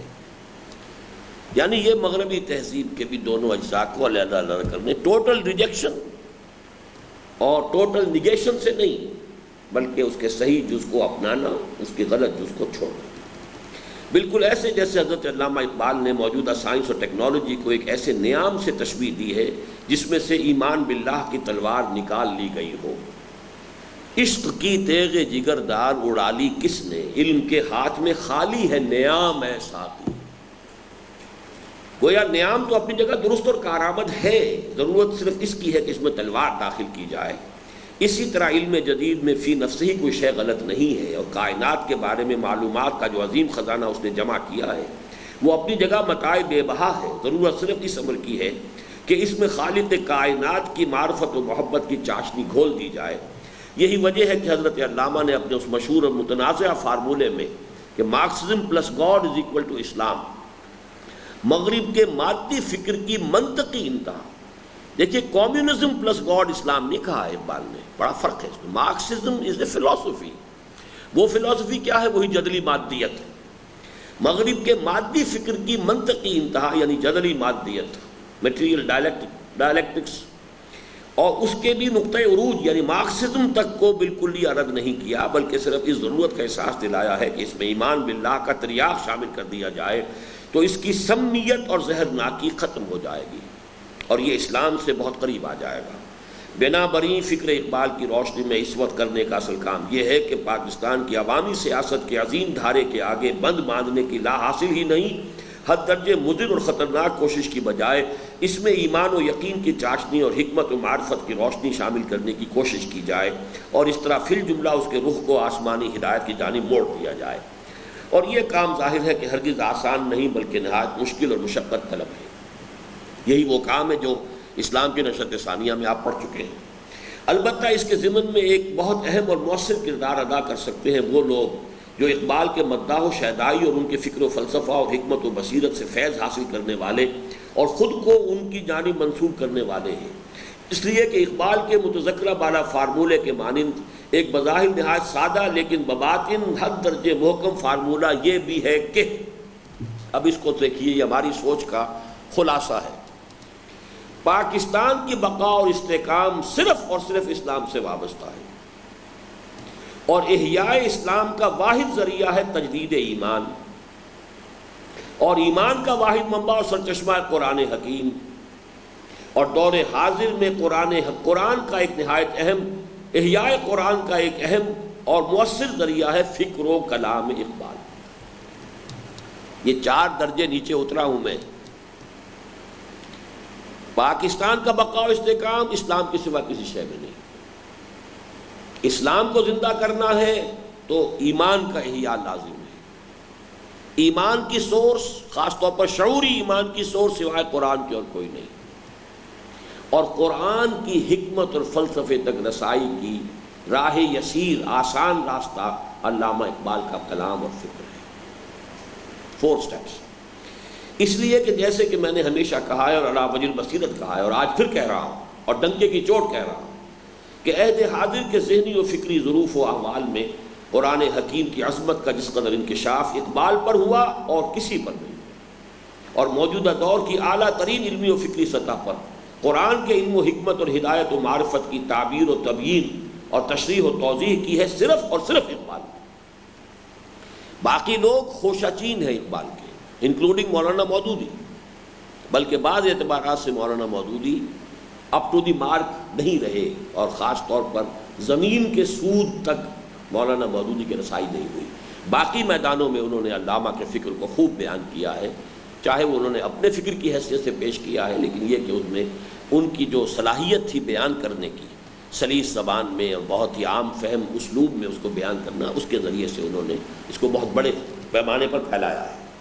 لیکن اس کے لیے اقبال کے مداحوں اور شیدائیوں کو پیش کر غافل عمل کوئی اگر دفتر میں ہے کہ مصداق کردار اور عمل کے میدان میں اترنا ہوگا، اور حلقہ اقبال کو محض ایک روایتی اور ثقافتی طائفے کی صورت اختیار کرنے بلکہ شدت احساس کے لیے معذرت خواہ ہوں، مزار اقبال کے مجاوروں کی حیثیت اختیار کرنے کی بجائے خود اقبال کی خانقاہ سے بھی باہر نکل کر رسم شبیری ادا کرنی ہوگی۔ یہ علامہ اقبال کے اس شعر سے گویا کہ استعارہ ہے، نکل کر خانقاہوں سے ادا کر رسم شبیری، کہ رسم خانقاہی ہے فقط اندوہ دلگیری۔ تو میں نے یہاں تشبیہ دی ہے کہ اقبال کا جو حلقہ ہے مداحوں کا اور ان کے اوپر جو کتابیں لکھنے والے ہیں، یہ بھی مجاور اقبال بن گئے، انہوں نے اقبال کی خانقاہ بنا لی ہے۔ بس اس خانقاہ سے نکل کر میدان میں اتر کر اور رسم شبیری ادا کرنی ہوگی، اور اس کے لیے انہیں اس ہمت و جرأت اور محنت و مشقت، ایثار و قربانی اور بے نفسی و بے غرضی کے علاوہ جو کسی بھی عظیم مقصد کے لیے لازمی و لابدی ہیں، حسب ذیل عملی اقدامات کرنے ہوں گے۔ نمبر 1، اولاً جس دین و شریعت کے نام لیوا اور علمبردار ہے اس پر خود عمل پیرا ہونا۔ اور اگر جان کی امان پاؤں تو عرض کروں گا کہ اقبال کے مداحوں اور شیدائیوں کے لیے سب سے مشکل اور کٹھن مرحلہ یہی ہے، اس لیے کہ انہوں نے خود اقبال کی بے عملی کو سند کا درجہ دے دیا ہے۔ اقبال نے بھی داڑھی نہیں رکھی تھی تو ہم کیوں رکھیں؟ اقبال کیا یہ نماز کے وہ بھی پابند اگر نہیں تھے، کم سے کم مسجد میں جانے کے پابند نہیں تھے، تو ہمیں کیا ضرورت ہے؟ انہوں نے اقبال کی بے عملی ہی کو سند بنا دیا ہے۔ حالانکہ قطع نظر اس سے کہ خود حضرت علامہ نے اپنی بے عملی اور تن آسانی کا ہمیشہ ایک کمی کی حیثیت سے برملا اعتراف کیا اور اسے کبھی سند کی حیثیت سے پیش نہیں فرمایا، ان کے فکر کے علو و عظمت کے پیش نظر ان کی بے عملی کی کوئی اہمیت نہیں رہتی، بلکہ بلا مبالغہ مجھ ایسے لاکھوں انسانوں کا عمل ان کی بے عملی پر نچھاور کیا جا سکتا ہے۔ لیکن دوسرا کون ہے جو اس کا مدعی بن کر سامنے آ سکے؟ مولانا مودودی مرحوم نے تو حضرت علامہ کو صوفیہ کے ملامتیہ گروہ سے متعلق قرار دیا ہے۔ یہ آپ جانتے ہیں ملامتی کون ہوتے ہیں؟ جی لوگ ملامت کریں۔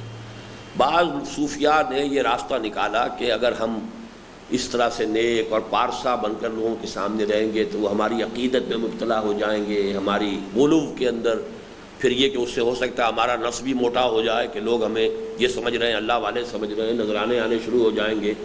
تو ایسے کام کرو جس سے لوگ جوتے ماریں، تو بیٹھ کر چوراہے میں شراب پی رہے ہیں تاکہ لوگ ہم تو سمجھتے تھے یہ اللہ والا، یہ تو گدھا بالکل جو ہے، یہ تو یہ نکلا۔ یہ ملامتیہ کہلاتے تھے، لیکن یہ اصل میں ان کا صرف ایک ظاہری ایک پردہ تھا، حقیقت میں وہ کچھ اور ہوتے تھے۔ یہ ایک ہے، میں ان کا قائل نہیں ہوں، لیکن مولانا مودودی نے علامہ اقبال کو یہ کہا ہے کہ وہ اسی طرح کے صوفی تھے، گویا کہ جان بوجھ کر انہوں نے اپنے اوپر بے عملی کا پردہ ڈال رکھا تھا۔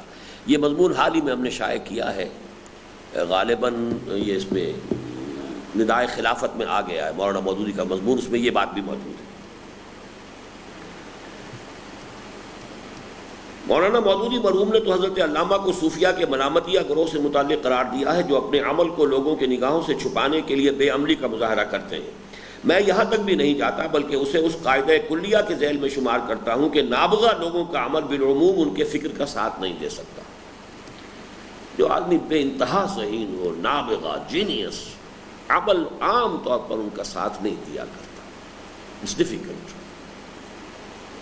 تاہم اصل بات یہ ہے کہ حضرت علامہ ہمیں وہ فکر دے گئے ہیں جو اس دور کے لاکھوں نہیں کروڑوں باعمل لوگ بھی نہیں دے سکتے تھے، لیکن اب اس فکر کو عملاً بروئے کار لانے کا اولین تقاضا شرط اول قدمی نسل کے مجنوں معاشی کے مصداق اس اسلام پر بالفعل عمل پیرا ہونا ہے جس کی تعبیر حضرت علامہ اقبال نے یوں فرمائی: عاشقی محکم شوز تقلید یار۔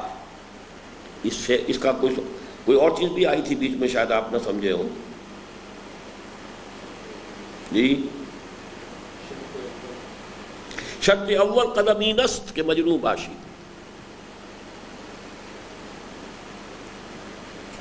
در رہے منزل لیلا کے خطر ہاست بسے۔ لیلا اور مجنوں تو مشہور ہے نا کہ لیلا کی منزل تک پہنچنے میں بہت سے خطرات ہیں۔ در رہے منزل لیلا کے خطر ہاست بسے، شرط اول قدمی نست کے مجنوں باشی۔ تو پہلا قدم اس راستے میں رکھنے کی شرط یہ ہے کہ تم مجنوں بنو۔ مطلب یہ کہ کیلکولیٹنگ مائنڈ کے ساتھ نہیں آدمی ادھر چل سکتا، وہ تو جب دھن سوار ہو جائے، جب کسی پر جو ہے کسی شے کی، کسی مقصد کا عشق اس درجے ہو جائے کہ ہر چے بادہ باد، اب جو ہو سو ہو، ماں کشتی درآب انداختیں، ہم نے تو اپنی کشتی جو ہے اب دریا میں ڈال دی ہے، اب یہ ڈوبے تیرے، یہ تیرے گی تو ہم تیریں گے، یہ ڈوبے گی تو ہم ڈوب جائیں گے۔ ہر چے بادہ باد ماں کشتی درآب انداختیں، اب جو ہونا ہے ہو جائے، کوئی پرواہ نہیں۔ تو جب تک یہ کیفیت نہ ہو، یہ کمٹمنٹ کی ڈیپتھ نہ ہو، اس وقت تک یہ کہ انسان شریعت پر عمل کر سکے ممکن نہیں۔ لیکن اقبال نے کیا کہا دوسرا مصرع کیا؟ عاشقی۔ یہاں آگے سوالیہ نشان ہے، تم عاشق ہو محمد کے صلی اللہ علیہ وسلم، یہاں پر اصل میں حضور سے مراد ہے۔ محکم شو از تقلید یار، تو جو تمہارے محبوب ہیں محمد صلی اللہ علیہ وسلم، ان کی تقلید کے ذریعے سے، ان کی پیروی کرنے سے، ان کے اتباع سے اپنے آپ کو پختہ کرو۔ یہ تقریباً وہی مضمون ہے جو قرآن مجید میں آیا ہے، ان کنتم تحبون اللہ فاتبعونی یحببکم اللہ۔ اگر تم اللہ کے سے محبت کرتے ہو تو کہا گیا کہ اے حضور کہہ دیجئے کہ میرا اتباع کرو۔ تو اب عاشقی دونوں طرف جا سکتا ہے، حضور کے عاشق ہو یا اللہ کے عاشق ہو۔ عاشقی ان کنتم تحبون اللہ، اگر تم اللہ کی محبت کرتے ہو، فاتبعونی تو میری پیروی کرو، یحببکم اللہ، اللہ تم سے محبت کرے گا۔ عاشقی محکم شو از تقلید یار، یعنی اللہ تعالیٰ کی محبت ہے یا رسول کی محبت ہے تو اس کے لیے تمہیں تقلید اختیار کرنی پڑے گی۔ پختگی ہوگی تو حضور صلی اللہ علیہ وسلم کی تقلید سے، اتباع سے۔ اس ضمن میں اس مغالطے پر مستضاد جس تضاد کا مظاہرہ علامہ مرحوم کے حلقہ بگوشوں میں نظر آتا ہے، یعنی مغالطہ کیا کہ ان کی بے عملی ہی کو انہوں نے اپنے لیے سند قرار دے لیا، لیکن اس کے علاوہ جو ایک اور ہے تضاد، اس کی ادنا مثال یہ ہے کہ بالفرض وہ داڑھی اس لیے نہیں رکھتے کہ علامہ نے نہیں رکھی، تو اسی کی دلیل کے تحت اپنے گھروں میں پردہ کیوں رائج نہیں کرتے، حالانکہ اس موضوع پر حضرت علامہ کے افکار و آراء بھی نہایت واضح اور روز روشن کی طرح آیا ہے، اور ان کا عمل تو اس سے بھی کہیں زیادہ روشن اور تابناک۔ علامہ اقبال کے ہاں پردہ تھا، آج ان کے بیٹے کے ہاں کیا ہے اس کو چھوڑ دیجئے آپ، ان کی بھی بہو جو ہے وہ کس حال میں اس کو چھوڑ دیجئے، لیکن علامہ کے ہاں تو تھا، سر سید کے ہاں تھا، کتنا سخت تھا کہ ہماری عورتوں جو ہیں وہ تو غیر عورتوں کے سامنے بھی نہیں آ سکتی۔ تو اب ایک طرف اگر ان کے عمل سے آپ دلیل لے رہے تو ان کے عمل کی اس میں پیروی کیجئے، پھر نہیں کرتے تو ایک مغالطہ وہ، تو دونوں طرف سے گویا کہ چت بھی اپنی پٹ بھی اپنی۔ شریعت سے آزاد ہونے کے لیے بعض پہلوؤں میں اقبال کو سند کے طور پر، دلیل کے طور پر استعمال کر لیا، بعض چیزیں جس کے اندر کہ اقبال کا عمل ہے شریعت کا اس کو بھی چھوڑ دی۔ اس ضمن میں اس وقت مزید کچھ عرض کرنے سے اس لیے گریز کرتا ہوں کہ اس دور میں حضرت علامہ کے شعر کا مصداق کامل میں ہوں۔ کیا فائدہ کچھ کہہ کے بنوں اور بھی معتوب، پہلے ہی خفا مجھ سے ہے تہذیب کے فرزند۔ میرے خلاف تو سن 82 میں جو طوفان اٹھا تھا وہ پردے ہی کے موضوع پر اٹھا تھا۔ کیا فائدہ کچھ کہہ کے بنوں اور بھی معتوب، پہلے ہی خفا مجھ سے ہے تہذیب کے فرزند۔ اور بہرحال بات ہے جب میں خطبہ پڑھ رہا تھا سارے اقبالیے بیٹھے ہوئے تھے، ان اقبالیوں اور خواتین بھی موجود تھی اس میں، تو وہ تو اقبال کی جو محفل تھی، خانقاہ اقبال کے مجاور جو ہیں ان میں سے کوئی بھی اس راستے پر چلنے کو تیار نہیں ہے۔ تو بہرحال اللہ نے ہمت دی، میں نے یہ ساری باتیں اس مجمع میں کہیں۔ تاہم یہ صرف ایک مثال ہے، قیاس کن ز گلستان من بہار مرا۔ ثانیاً اس عظیم مقصد کے لیے علماء کرام کا تعاون حاصل کیا جائے، اور اس ضمن میں حضرت علامہ کی ان تنقیدوں اور لطیف اور مزاحیہ انداز کی ان پھبتیوں کے ساتھ ساتھ جو انہوں نے روایتی اور ملا پر چست کی ہیں، بہت کی ہیں چست علامہ اقبال نے۔ ملا کو جو ہے ہند میں سجدے کی اجازت، ناداں یہ سمجھتا ہے کہ اسلام ہے آزاد، ملا بھی اور صوفی بھی۔ ان کے اس طرز عمل کو نگاہ میں رکھا جائے کہ انہوں نے ہمیشہ علماء حق کا احترام کیا، یہاں تک کہ اپنے تمام تر مرتبہ علمی و فکری کے باوجود بالغ نظر اور وسیع الذہن علماء سے خالص طالب علمانہ انداز میں قصب فیض میں کبھی اپنی توہین یا سبکی محسوس نہیں کی۔ چنانچہ علامہ سید سلیمان ندوی رحمۃ اللہ علیہ کے ساتھ ان کی خط و کتابت اس پر شاہد عادل ہے۔ بالکل طالب علموں کی طرح ان سے سوالات کرتے تھے، اور وہ ان کے خط و کتابت شائع شدہ ہے۔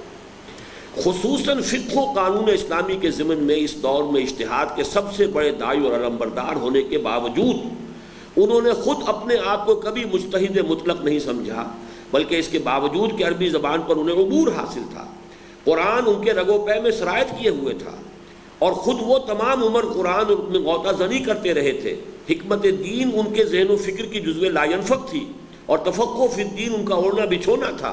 اس کے باوجود قانون اسلامی کی تدویر نو کے ضمن میں انہیں کبھی یہ خیال تک نہیں آیا کہ وہ تنہا اس کے اہل ہیں، بلکہ کسے معلوم نہیں کہ وہ اپنی حیات دنیاوی کے آخری ایام تک بیہقی وقت مولانا سید محمد انور شاہ کاشمیری سے درخواست فرماتے رہے کہ وہ کسی طرح لاہور منتقل ہو جائیں تو دونوں مل کر وقت کی اس اہم ترین ضرورت سے عہدہ برا ہونے کی کوشش کریں۔ یہ ہے علماء کے ساتھ ان کا طرز عمل، اور جو اقبالیوں کا طرز عمل ہے وہ ہمارے سامنے ہے۔ اس زمین میں قدیم اور جدید کے امتزاج کی جس قدر فکر اور خواہش حضرت علامہ کو تھی، اسی کا ایک مظہر یہ بھی ہے کہ مولانا سید ابو الاعلیٰ مودودی مرحوم و مغفور کی تحریروں میں اس امتزاج کی جھلک دیکھ کر حضرت علامہ نے انہیں دکن کی سنگلاخ زمین سے ہجرت کر کے پنجاب آنے کی دعوت دی، اور اپنے ایک عقیدت مند چودھری نیاز علی مرحوم کے ذریعے 5 دریاؤں کی سرزمین میں ان کے لیے تمکن کی سبیل پیدا فرما دی۔ یہ تمکن کا لفظ میں کہاں سے لے آیا؟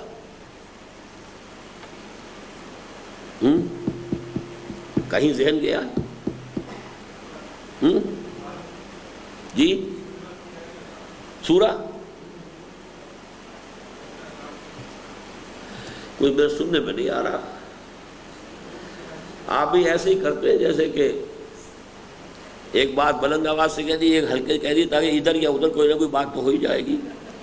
یہ سورہ یوسف میں کس نے کہا یوسف؟ کسی نے نہیں کہا۔ کذالک مکننا لیوسف فی الارض، اس طرح ہم نے یوسف کے لیے زمین میں تمکن پیدا کر دیا، اس لیے کہ بھائیوں نے تو ڈالا تھا کنویں میں، اور اللہ نے اس کنویں سے نکال کر اور عزیز مصر کے گھر میں پہنچا دیا۔ یعنی اس وقت کے کلچر، ثقافت، تہذیب کا مرکز، پھر اس تہذیب اور اس ثقافت کے مرکز کا بھی صدر مقام جو اس وقت کا سب سے بڑا عہدیدار تھا اس کے گھر میں، اور وہاں جو بھی آتے تھے عمائد سلطنت آتے تھے اور لوگ آتے تھے، ان کی گفتگویں سنتے تھے، اس سے ان کی جو ہے ٹریننگ ہوئی ہے۔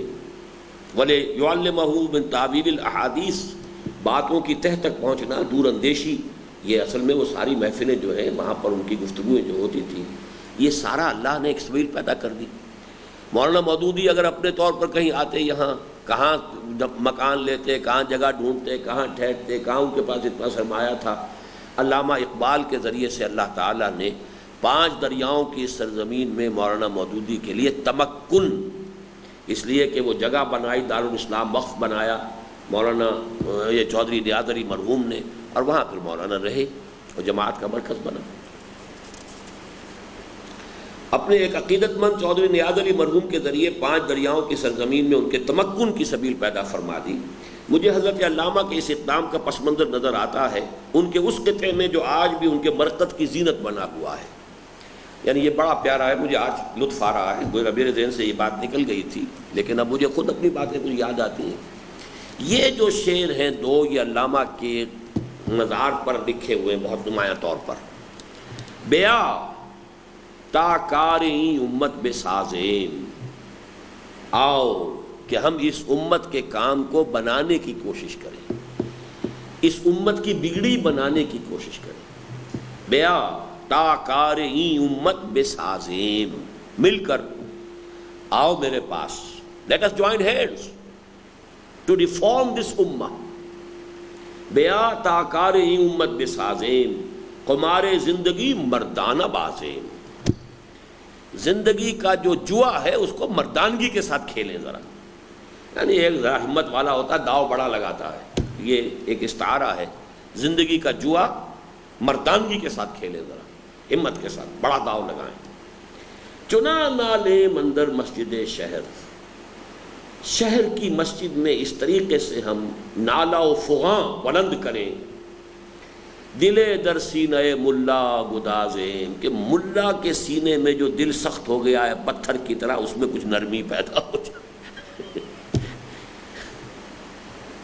ثم قست قلوبکم فہی کالحجارۃ او اشد قسوۃ، مذہبی طبقات کے دل جس قدر سخت ہو جاتے ہیں، بازی بابا ہم بازی، اور لوگ اور دکانداریاں کرتے ہیں یا دین کی دکانداری کرتے ہیں، اس کا نتیجہ جو نکلتا ہے پھر کہ وہ بالکل جیسے کہ حضور کی حدیث میں آیا ہے، علماؤہم شر الناس تحت ادیم السماء من عندہم تخرج الفتنۃ وفیہم تعود، ان کے علماء جو ہے زمین کی چھت کے نیچے کی بدترین مخلوق ہوں گے، ان کے اندر سے فتنے برآمد ہوتے رہیں گے، انہی میں گھستے رہیں گے۔ تو علامہ اقبال یعنی یہ تو اشعار مودودی صاحب کے لیے تو نہیں لکھے انہوں نے، لیکن مولانا کو بلایا ہے کہ آؤ یہاں آؤ، تو اس میں بیا اس کے حوالے سے کہ دکن میں تم کچھ کر رہے ہو یہاں میں کر رہا ہوں، بیا تا کاریں امت بے سازیم، قمار زندگی مردانہ بازیم، چنا نالے مندر مسجد شہر، دلے در سینہ ملا گدازیم۔ لیکن افسوس کہ مولانا مرحوم نے بر صغیر کے مسلمانوں کی قومی جد و جہد کے نقطۂ عروج کے آغاز پر تو یہ کہہ کر قومی سیاست سے علیحدگی اختیار کر لی تھی کہ میں مسلمانوں کا نہیں صرف اسلام کا کام کرنا چاہتا ہوں، یہ ہم پڑھ چکے ہیں ساری چیزیں، لیکن قیام پاکستان کے بعد اسلام کے کام کے لیے قومی ہی نہیں خالص سیاسی راستہ اختیار کر لیا۔ اس پر تو اس وقت میں صرف یہ کہنے پر اکتفا کرتا ہوں کہ کاش کہ ایسا نہ ہوتا اور مولانا مرحوم قیام پاکستان کے بعد بھی اپنے سابق انقلابی طریقہ کار ہی پر عمل پیرا رہتے۔ تاہم فکر اقبال کے شہدائیوں کی توجہ اس جانب مبذول کرانا ضروری سمجھتا ہوں کہ جس چیز کی اہمیت حضرت علامہ کو اس وقت محسوس ہوئی تھی وہ آج بھی نہایت اہم ہے، اور قدیم و جدید کے محکم امتزاج اور علماء حق کے تعاون و اشتراک کے بغیر پاکستان کی قومی سیاست کے دھارے کے رخ کو اسلام کی جانب موڑنا ناممکن ہے۔ آخر میں جملہ شرکائے مجلس سے طویل سما خراشی کے لیے معذرت خواہی کے ساتھ ساتھ کارکنان مرکزیہ مجلس اقبال کا شکریہ ادا کرتا ہوں کہ انہوں نے مجھے مجلس اقبال میں شرکت کی دعوت دے کر میرا اعزاز و اکرام بھی فرمایا، اور مجھے یہ موقع بھی عنایت فرمایا کہ اپنا درد دل ایسے منتخب روزگار حضرات کی محفل میں بیان کر سکوں۔ اور آخر دعوانا الحمدللہ رب العالمین کے مطابق سب سے آخر میں شکریہ ادا کرتا ہوں اللہ کا کہ اس نے بھی مجھے 3 دن کی مختصر مدت کے اندر اپنے خیالات کو قلم بند کرنے کی توفیق عطا فرمائی، اور میرے ساتھیوں کو بھی ہمت دی کہ اسی قلیل عرصے میں اس کی طباعت کا مرحلہ بھی طے کر لیا۔ اگر ہم سے کوئی خیر بن آئے تو یہ سب اللہ ہی کی توفیق سے ہوتا ہے، اور خطا ہوتی ہے تو ہمارے نفوس کی شرارت سے۔ اقول قولی ھذا واستغفر اللہ لی ولکم ولسائر المسلمین والمسلمات۔